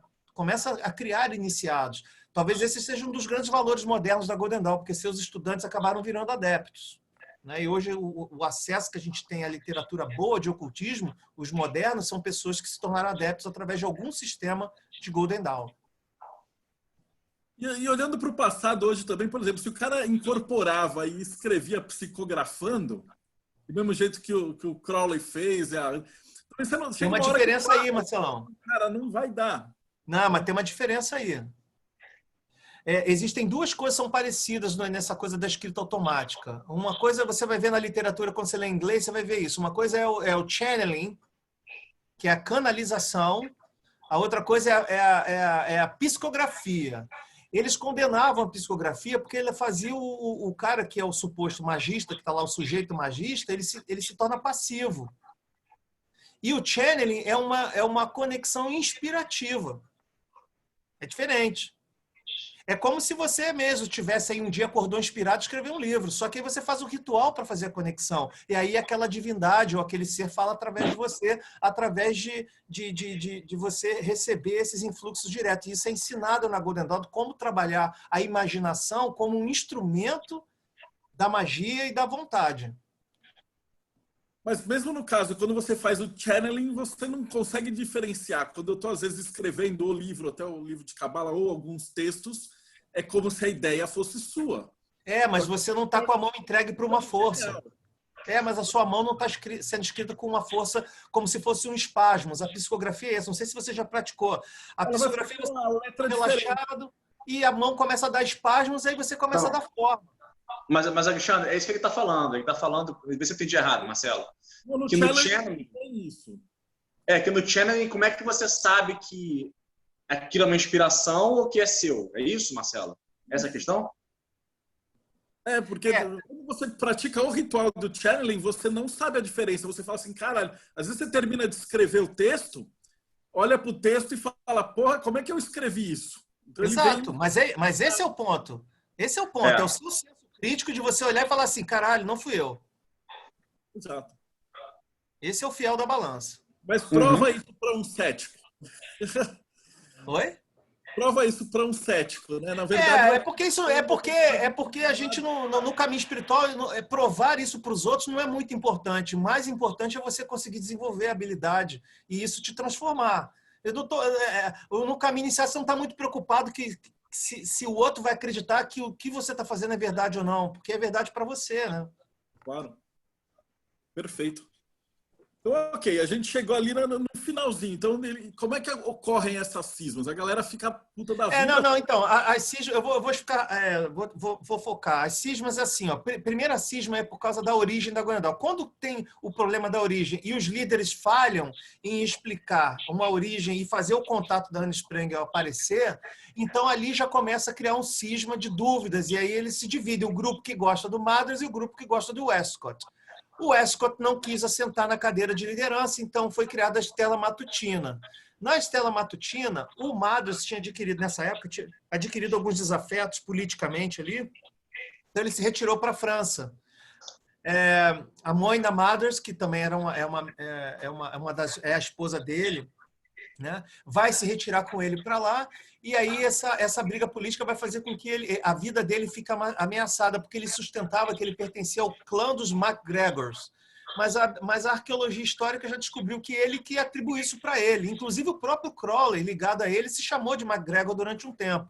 Então, assim, na verdade, ele não era MacGregor, mas ele defendia. E existia, historicamente, lá, aquele problema dos ingleses com os escoceses, que aquilo perdurou durante muito tempo.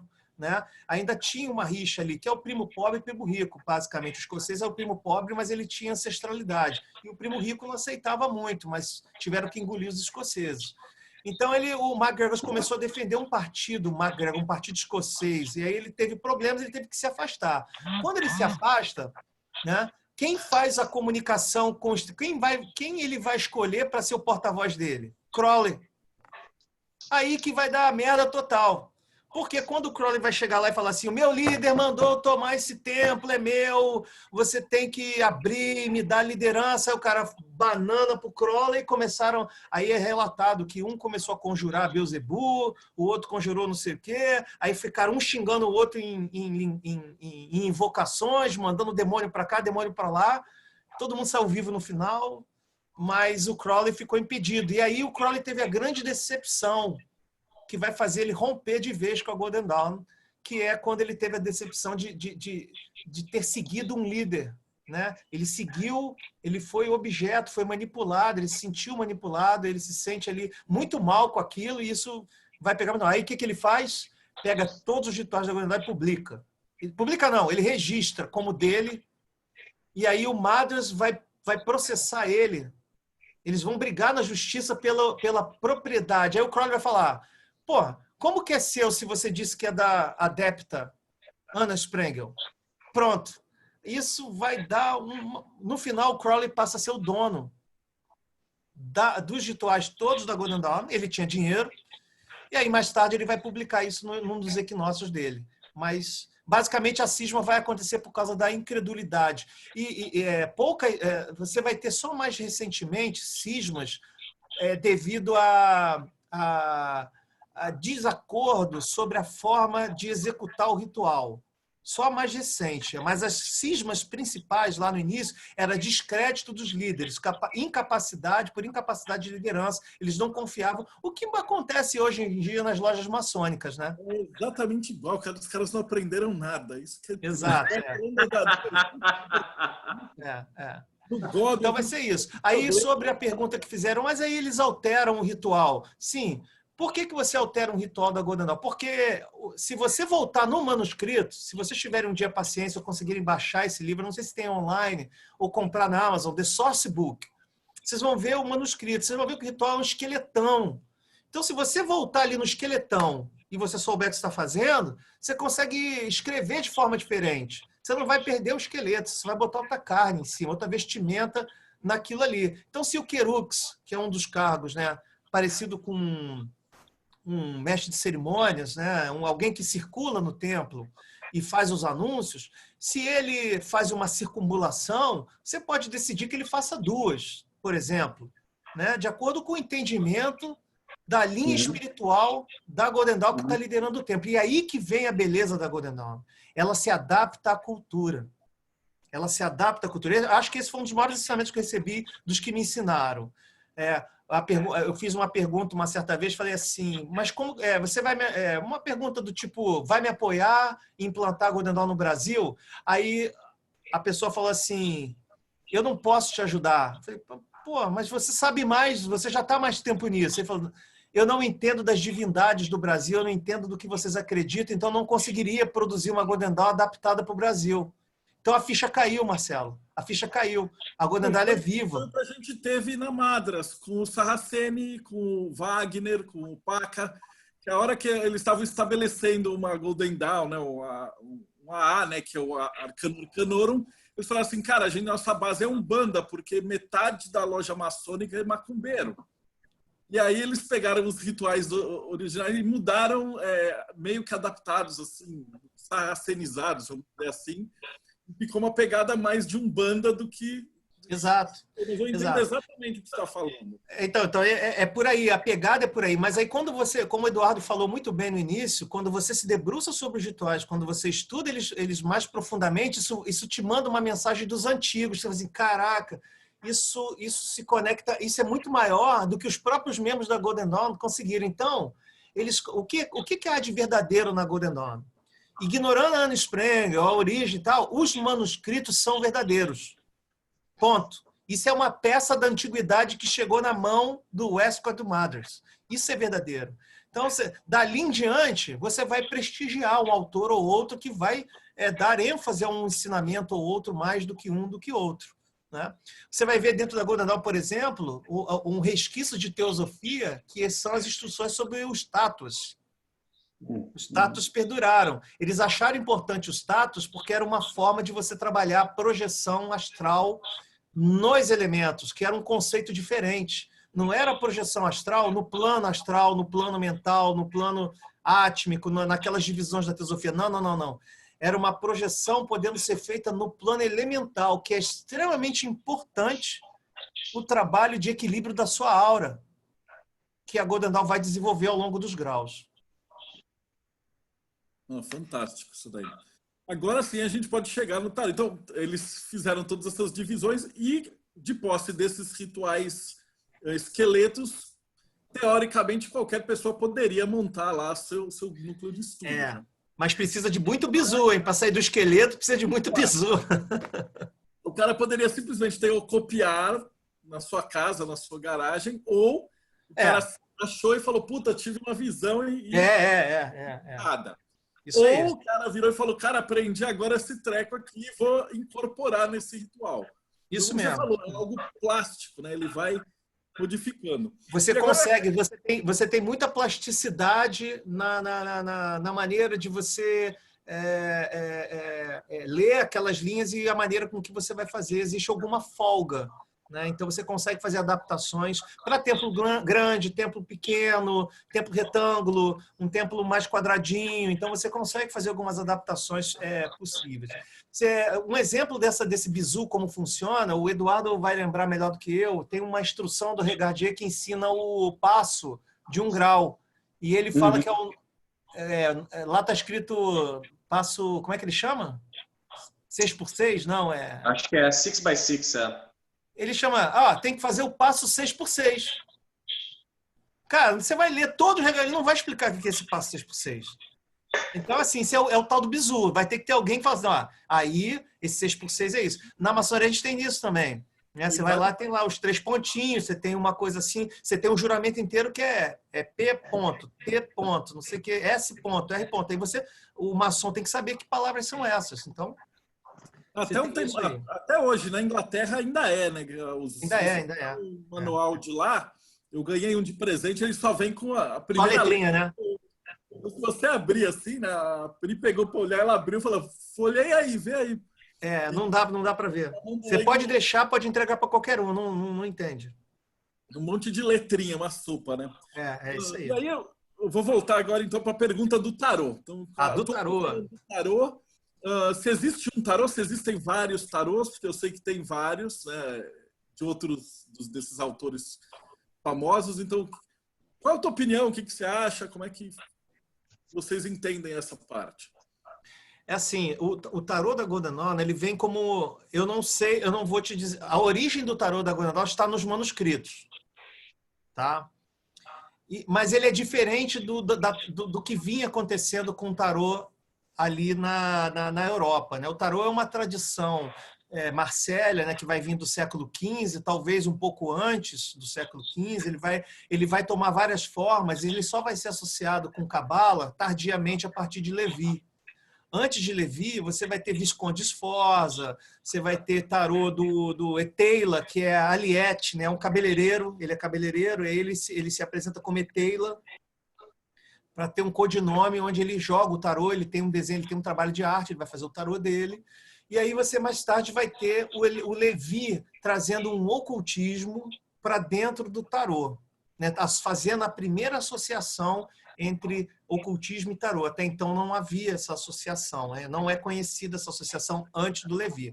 A Golden Dawn vai trazer um tarô bem diferente. Eu aprendi Marcélia e já jogava muito tempo antes e tudo, já conhecia pelo Mebis, já conhecia pelo Levi, a parte cabalística, tudo, mas quando chega a Golden Dawn, a coisa toda muda, a lógica muda.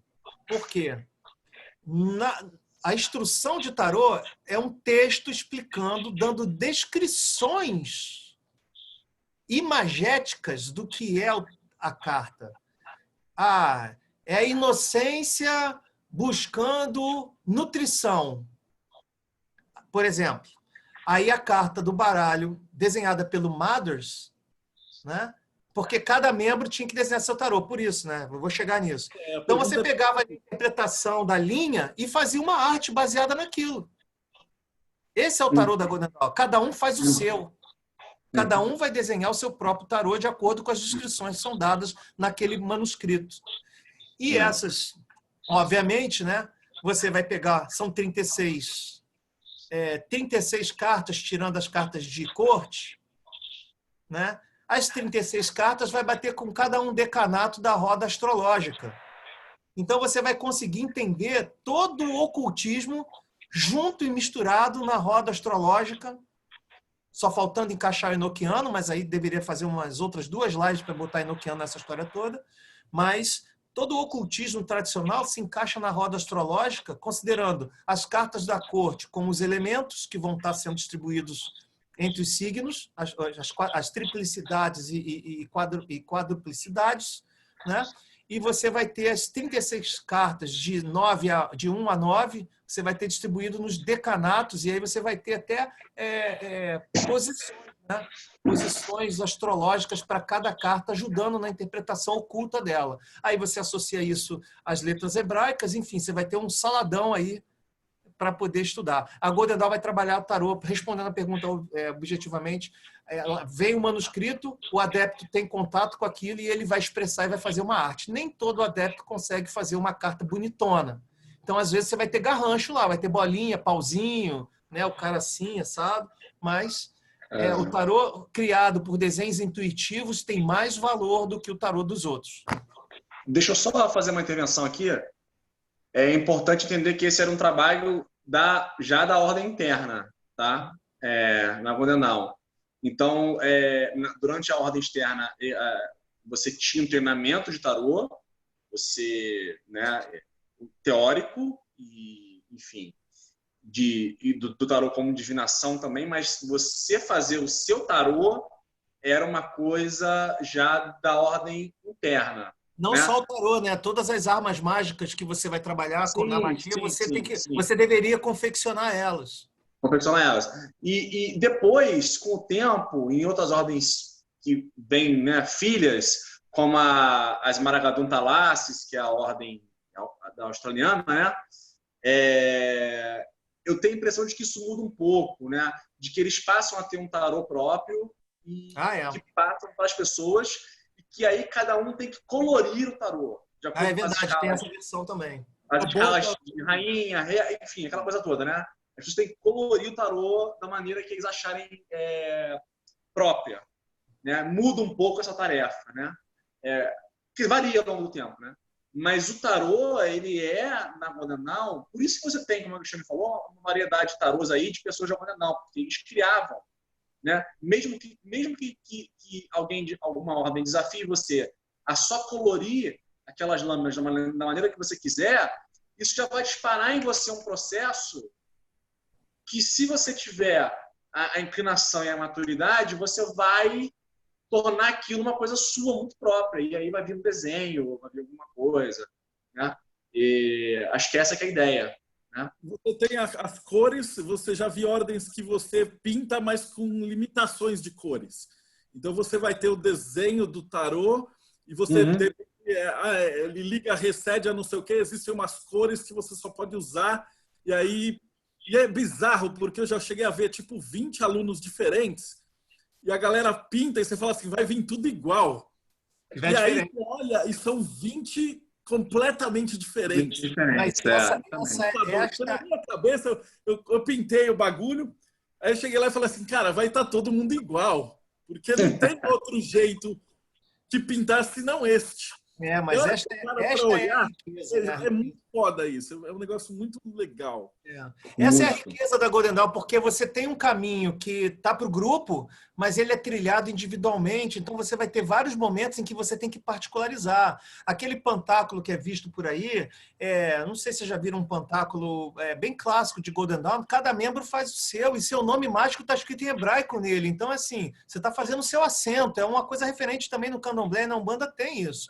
Você está fazendo um assento num pantáculo. Um pantáculo é como se fosse um ebó. Não sei se vocês já repararam isso, não sei se eu estou falando grego aqui. Né? Fazer um ebó na rua e fazer um pantáculo é muito similar, porque você reúne no mesmo lugar todas as referências e símbolos que você quer trabalhar. É como se fosse Existe um texto antigo que diz que pantáculo é a comida do mago. Né? Então, quando o pantáculo é a comida do mago, o ebó é a comida do santo. Né? Então, você tem uma referência, existe um raciocínio, um mecanismo por trás que vai se expressar na Europa de um jeito e no Brasil vai se expressar de outro, mas espiritualmente está se falando da observação de um mesmo evento. Existe esta possibilidade de leitura, não estou dizendo, afirmando que é. Sim. E isso, como a Alexandre falou, isso na Golden Dawn vai além, porque como a Alexandre acho que já falou, né, mesmo, acho que sobre as armas mágicas, né? E você me perguntou, era a próxima coisa que eu ia mencionar, se você tinha que fazer seus aparatos mágicos. Tinha. Não tem, tinha. Né? Então, é importante você fazer a sua relação com elementos. Se você vai fazer uma adaga, você tinha que estudar os cruzamentos de referências astrológicas, porque aí você ia botar sua mão. Cara, você vê, Golden Dawn estava fazendo isso, aí se você hoje for ver uma palestra sobre arte-terapia, o que eles estão falando é o que a Golden Dawn já fazia lá antes de inventarem a arte-terapia. O que a Golden Dawn está promovendo é a sua transformação, você botando a mão na argila, ou na massa, ou na coisa mesmo, tendo uma relação com aquilo. Porque nem todo mundo se sente confortável trabalhando com determinados materiais. Tem gente que tem uma extrema rejeição ao trabalho de argila. Só vai ver os consultórios de arte-terapia, tem gente que tem nojo, porque vem na cabeça a ideia do cocô. A pessoa não consegue trabalhar argila, é um desafio isso. Então, você pegar uma massa, você moldar ela, pintar, ter o tempo certo, tem que aquecer e tudo, isso te transforma. Te faz afinar o seu aparato psíquico. Sim. E, na verdade, boa parte do trabalho da Golden Dawn, inclusive do trabalho da ordem interna, né, é de construção das suas armas. Né? Não só das armas elementais, como também todos os paramentos que você vai usar ritualisticamente no seu grau, né? Que aí tem milhões de paramentos lá dentro, né? Tem o bastão de lótus, enfim, um monte. Tudo isso, idealmente, quem constrói é a própria pessoa que está passando pela vivência de Golden Dawn, né? Ela deve construir isso. É claro que, né, a gente sabe que tem algumas coisas que são mais difíceis, então, né, serem feitas, tem pessoas que não têm, como a Alexandre falou, não tem muita habilidade manual, né? Então, não é que você vai precisar necessariamente ir forjar a lâmina da sua adaga, né? Não é isso. Se você quiser fazer, eu acho ótimo. A gente já fez todos esses experimentos lá, desde comprar a lâmina e moldar com epóxi. E não dá tempo, porque o epóxi dura muito rápido, aí você vai tentar argila branca, aí você depois vai... Enfim. Aí chegou alguém e falou assim, não pode usar argila, tem que usar clay. Eu falei assim, mas argila é tradução de clay. Não, clay é clay, argila é argila. Ele, tá bom, aí vamos ver como é que funciona. Assim, porque não tem jeito, sabe, pessoal? Na hora de fazer esse tipo de coisa, é um meio que ir aprendendo e fazendo, né? Eu tenho certeza que quem está ouvindo aqui e tem vivência em alguma religião africana vai entender a essência do que eu estou falando, que é botar a mão e fazer. Você não aprende a fazer sacrifício de um bicho no livro. O sacrifício que o kosher vai fazer no judaísmo é um sacrifício que é ensinado o bizu assim, boca ao ouvido. Ó, é assim que faz, bota a mão aqui. É assim. Ó, ouve o que acontece, porque tem que ouvir. Quando faz o sacrifício, você tem que ouvir o que acontece. Se você não ouvir, Se não assoviar, você não sabe o que está acontecendo, não sabe se deu certo, não sabe se fez o sacrifício certo. Então, tem coisas que não dá, não tem como o livro chegar e falar o manual completo, compêndio completo de tudo. Não tem. Você tem que vivenciar a coisa. E aí tem sido muito feliz essa vivência da Golden Dawn, colocando as coisas em práticas, passando pelas dificuldades e tentando resolver com o nosso espírito inventivo aí e tal. Mas tem uma pergunta aqui, né, sobre quais sistemas de invocação a Golden Dawn utiliza além do Enochiano. Fala aí, Dudu. Cara, então, a Golden Dawn original, como eu falei antes, né, lá na Inglaterra, ela na ordem interna estava experimentando com vários tipos de práticas mágicas e pegando muita coisa dos papiros mágicos gregos, né? Então eles não estavam fazendo só Enochiano, eles estavam fazendo essas evocações que estão lá naqueles papiros, como por exemplo a famosíssima, né, que é a Bornless One ou Headless One, né? Quem já correu atrás disso aí, já estudou papiros mágicos gregos, vai saber o que eu estou falando. Ritual do não nascido. Ritual do não nascido, em português, obrigado.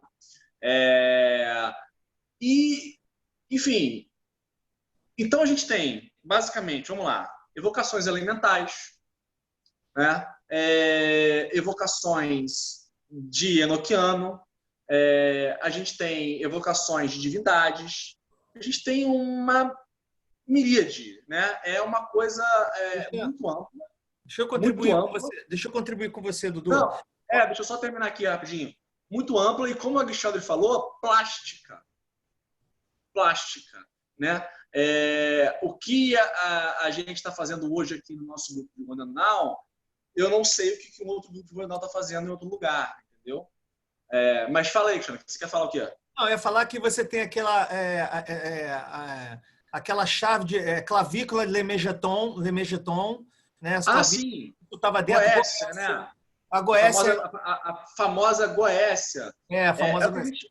Então, o que precisa entender é que o Mothers aí é a arte, essa arte das invocações da Golden Dawn é o estudo próprio do Mothers, é o Mothers, ele se interessa por isso. Sim. Ele é tradutor desses manuscritos que a gente citou aqui. Chave de Rei Salomão é tradução dele, Goécia é tradução dele do Crowley.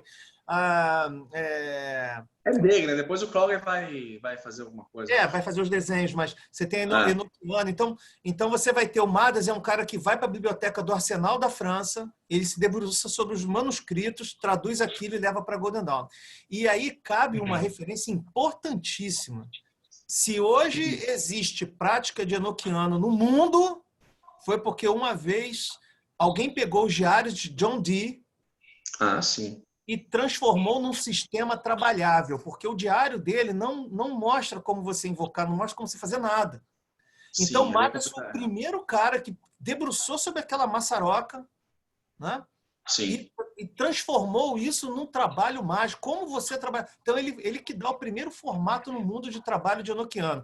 Depois dele, aí você vai explodir um monte de gente consertando, ajustando, mudando, fazendo, criando. Benjamin Royo, aquele Schuller.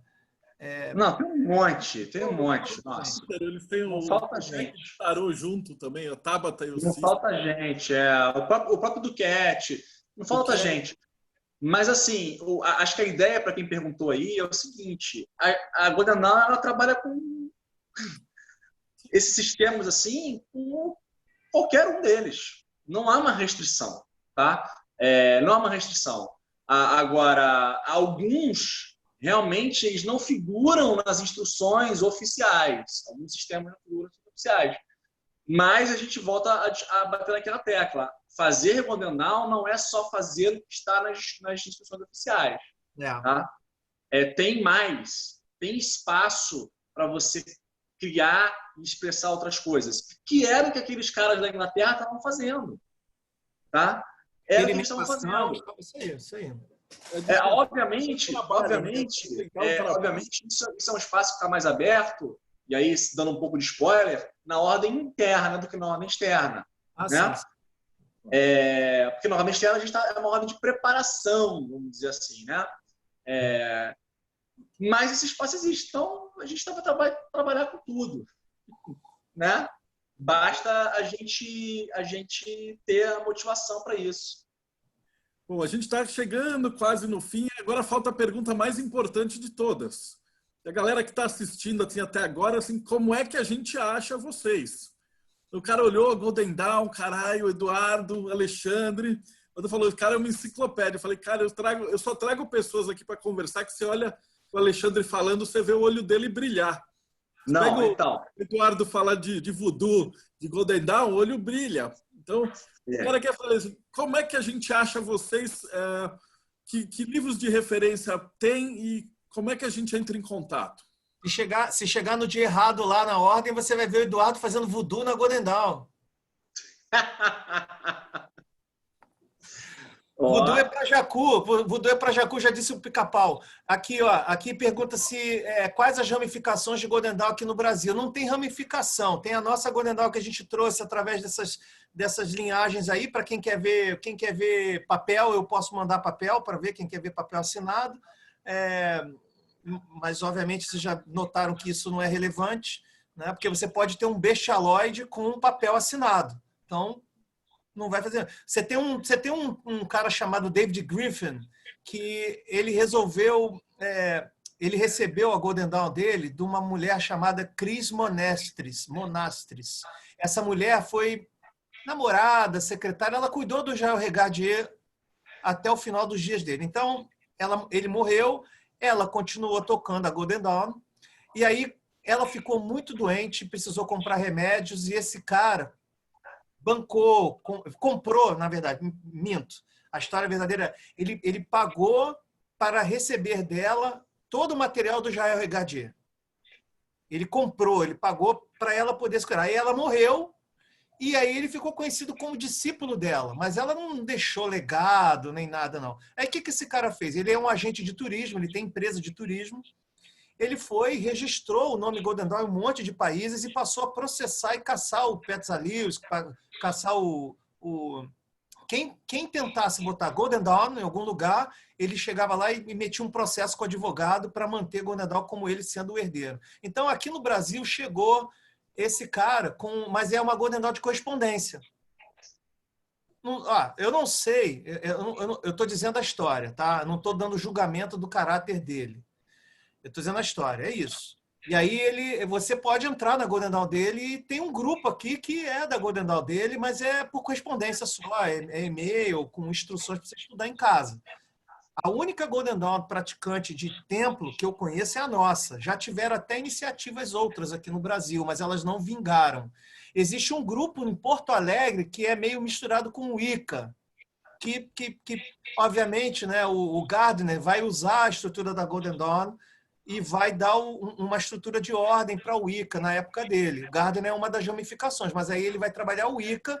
E existe um cara chamado Michael Greer, que a Madras traduziu algum livro dele. John McGreer. John Michael Greer. Ele é um cara, ele é druida, né? Ele está ligado à tradição druida e Wicca, e ele faz uma Golden Dawn também ligado, ele usa a estrutura de Golden Dawn, mas ele trabalha muito mais proeminentemente a tradição céltica e o Wicca, associada a isso. Então, aqui no Brasil... Alexandre, oi? Eu acho que tem uma em São Paulo também, uma outra em São Paulo, não tem? Mas eu acho... Então, São Paulo tem, mas eles não estão dando a iniciação como a gente. Não, eu não sei como é que eles funcionam. Mas eu sei que eu acho que eles não estão ligados ao David Griffin, mas não sei como é que eles funcionam. Então, eles não estão ligados ao David Griffin. Se é o grupo que eu conheço, é um grupo que foi autorizado por um cara chamado... Caraca. David... depois eu falo, depois eu lembro isso aí. Não, tudo bem. É um cara do Canadá que deu uma patente martinista. E desta patente martinista, eles foram... E aí deu para ele também o direito de trabalhar na Golden Dawn. Isso começou lá em São Paulo, e aí eles trabalham proeminentemente, aí em São Paulo, né, que está o Marcelo liderando isso aí, eu acho que eles trabalham um pouco Golden Dawn misturado com a parte martinista. Tem um site, às vezes eles se manifestam aqui e ali, mas eu nunca vi botarem assim, estamos recebendo da iniciação, nem nada. Eu não sei muito sobre eles. Não sei. Eu também não sei. não tem como falar sobre eles. A gente só tem aqui no Rio e um grupo incipiente, né? Começando em São Paulo, a gente estava começando a direcionar esforços para começar o grupo fisicamente em São Paulo, só que aí com a Covid a gente teve que recolher tudo e aguardar esse período aí para retornar. A iniciação da Godadá é toda física, não existe iniciação por correspondência, a gente não dá iniciação por correspondência, a pessoa tem que visitar até aqui, tem que passar pela iniciação, a iniciação é individual, não é em grupo, ou seja, quem já foi da Ordem Demolei, que bota 200 pessoas, bota a mão no ombro, todo mundo e toma juramento, não rola, não acontece com a gente. Então, a coisa é muito... O CIH não é Godendal, tá? O CIH, o Anderson, grande amigo, coração, pô, antigo ali, o CIH, o Anderson, ele tem um ponto lá com a Mor, que aí ele vai buscar refúgio na Godendal para fazer o CIH, um grande trabalho aí dele de anos, muito interessante. Eu estou agendando com ele para ele falar do tarô de Tote ainda. Boa, boa. Ele escreveu um livro tem um tempo aí sobre... Vai ser legal. Sobre eu chamei ele já no Rio 2 vezes para fazer... Ainda não tinha Golden Dawn, não, mas era para fazer workshop de enoquiano. Mas lá no início, quando ele estava menos caduco. Agora ele está meio caduco. O enoquiano, o Ulisses vai falar. A gente vai bater um papo sobre enoquiano aqui. Ele estudou com o Anderson, mas aí ele seguiu depois a sério mesmo. Então, há muitos anos. Vai ser um bate-papo. Opa, legal. Aqui tem uma pergunta dizendo se a Golden Dawn nesse sentido é semelhante à Illuminati. Não é. A Golden Dawn não é semelhante, não. Talvez a IoT tenha se baseado na AA, que se baseia na Golden Dawn para poder fazer o trabalho dela. Ok, eu vou fazer o seguinte. A gente já está chegando no final. O e-mail de vocês e o site para a galera que está... a gente está na internet, né? Aí no Facebook. Procura... Fala aí. A maneira de achar a gente hoje mais fácil é pelo Facebook. Nós temos uma página que é a Ordem Hermética da Aurora Dourada. Vou colar o link. Posso colar o link, Marcelo? Cola o link e depois, quando for no YouTube e tal, eu coloco o link de vocês. A gente não tem website, a gente tem essa página no Facebook. Tá? É a maneira mais fácil de achar a gente. Então, como o Alexandre falou, hoje, a pessoa que está interessada em iniciar, né, que eu acho que essa é também uma grande pergunta, né, Marcelo? Acho que muita gente que vai assistir isso e tal, mais por causa primeiro para saber o que é e depois falar, poxa, eu quero, se eu gostei, eu vou seguir esse caminho, como é que eu faço? Então, uma maneira, a maneira mais simples, apareceu um negócio celular aqui, gente, desculpa. A maneira mais simples é seguir a gente no Facebook, tá? Porque hoje a gente está funcionando assim, né? A gente aceita candidatura de pessoas que são indicadas por membros, né? Ou pessoas que participam de alguma atividade nossa. A gente costuma fazer uma palestra pública, que a gente abre para convidados, onde a gente explica várias coisas, né? Como é que funciona a ordem, tira dúvidas e tal, para que a pessoa tome uma decisão de querer se juntar, uma decisão informada, bem informada, né? Então, essas são as duas maneiras, ou indicação de membros ou a palestra pública, né? E as palestras públicas elas serão avisadas pela página do Facebook. A gente tem uma agora para acontecer dia 25. Quem vê o link aí e for clicando lá já vai ver o convite.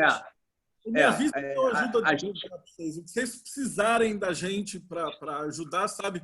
O Edu, o Alexandre não sabe, mas o Eduardo é meu irmão de voodoo. A gente foi... Tô sabendo. Lá o pai de santo sou eu. Se precisarem da gente, estamos à disposição mesmo, assim.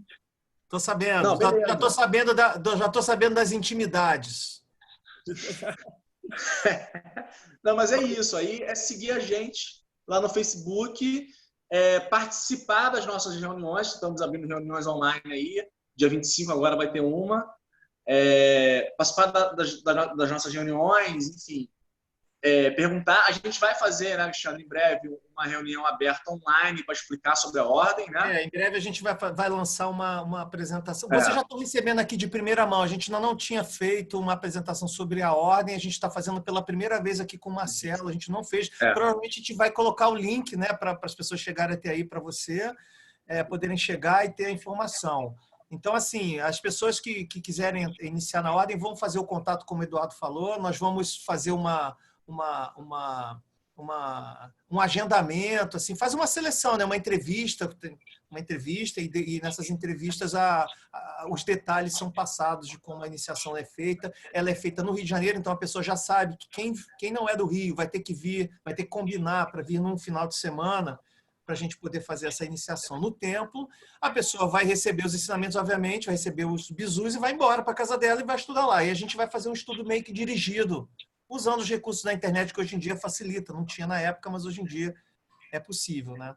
Então é isso. Basicamente, a pessoa, se ela vai mudar de grau, ela vai ter que viajar para o Rio de novo e receber o outro grau. Se São Paulo, até lá, né, até 2022, 2021, a gente tiver templo em São Paulo, aí quem for de São Paulo já consegue se iniciar e ficar por São Paulo mesmo. Belo Horizonte ainda não tem. Alguém perguntou aqui, Belo Horizonte ainda não tem. A gente só tem um grupo mesmo em São Paulo que está começando a se estruturar. Iniciados em Curitiba, nós temos iniciado em Manaus, mas em Manaus, é solto. Começa assim, não tem problema não. Cara, muito obrigado de coração por vocês terem tirado dúvida. Eu achei que foi assim, perfeito. E a galera que vai assistir, isso vai ficar gravado depois, então acho que muita gente depois vai ter contato com isso, tá? Legal. Então, deixa eu só finalizar aqui. Maravilha. Termina de bater um papo. Muito agradecido, e você que nos assistiu até agora, muito agradecido e até mais.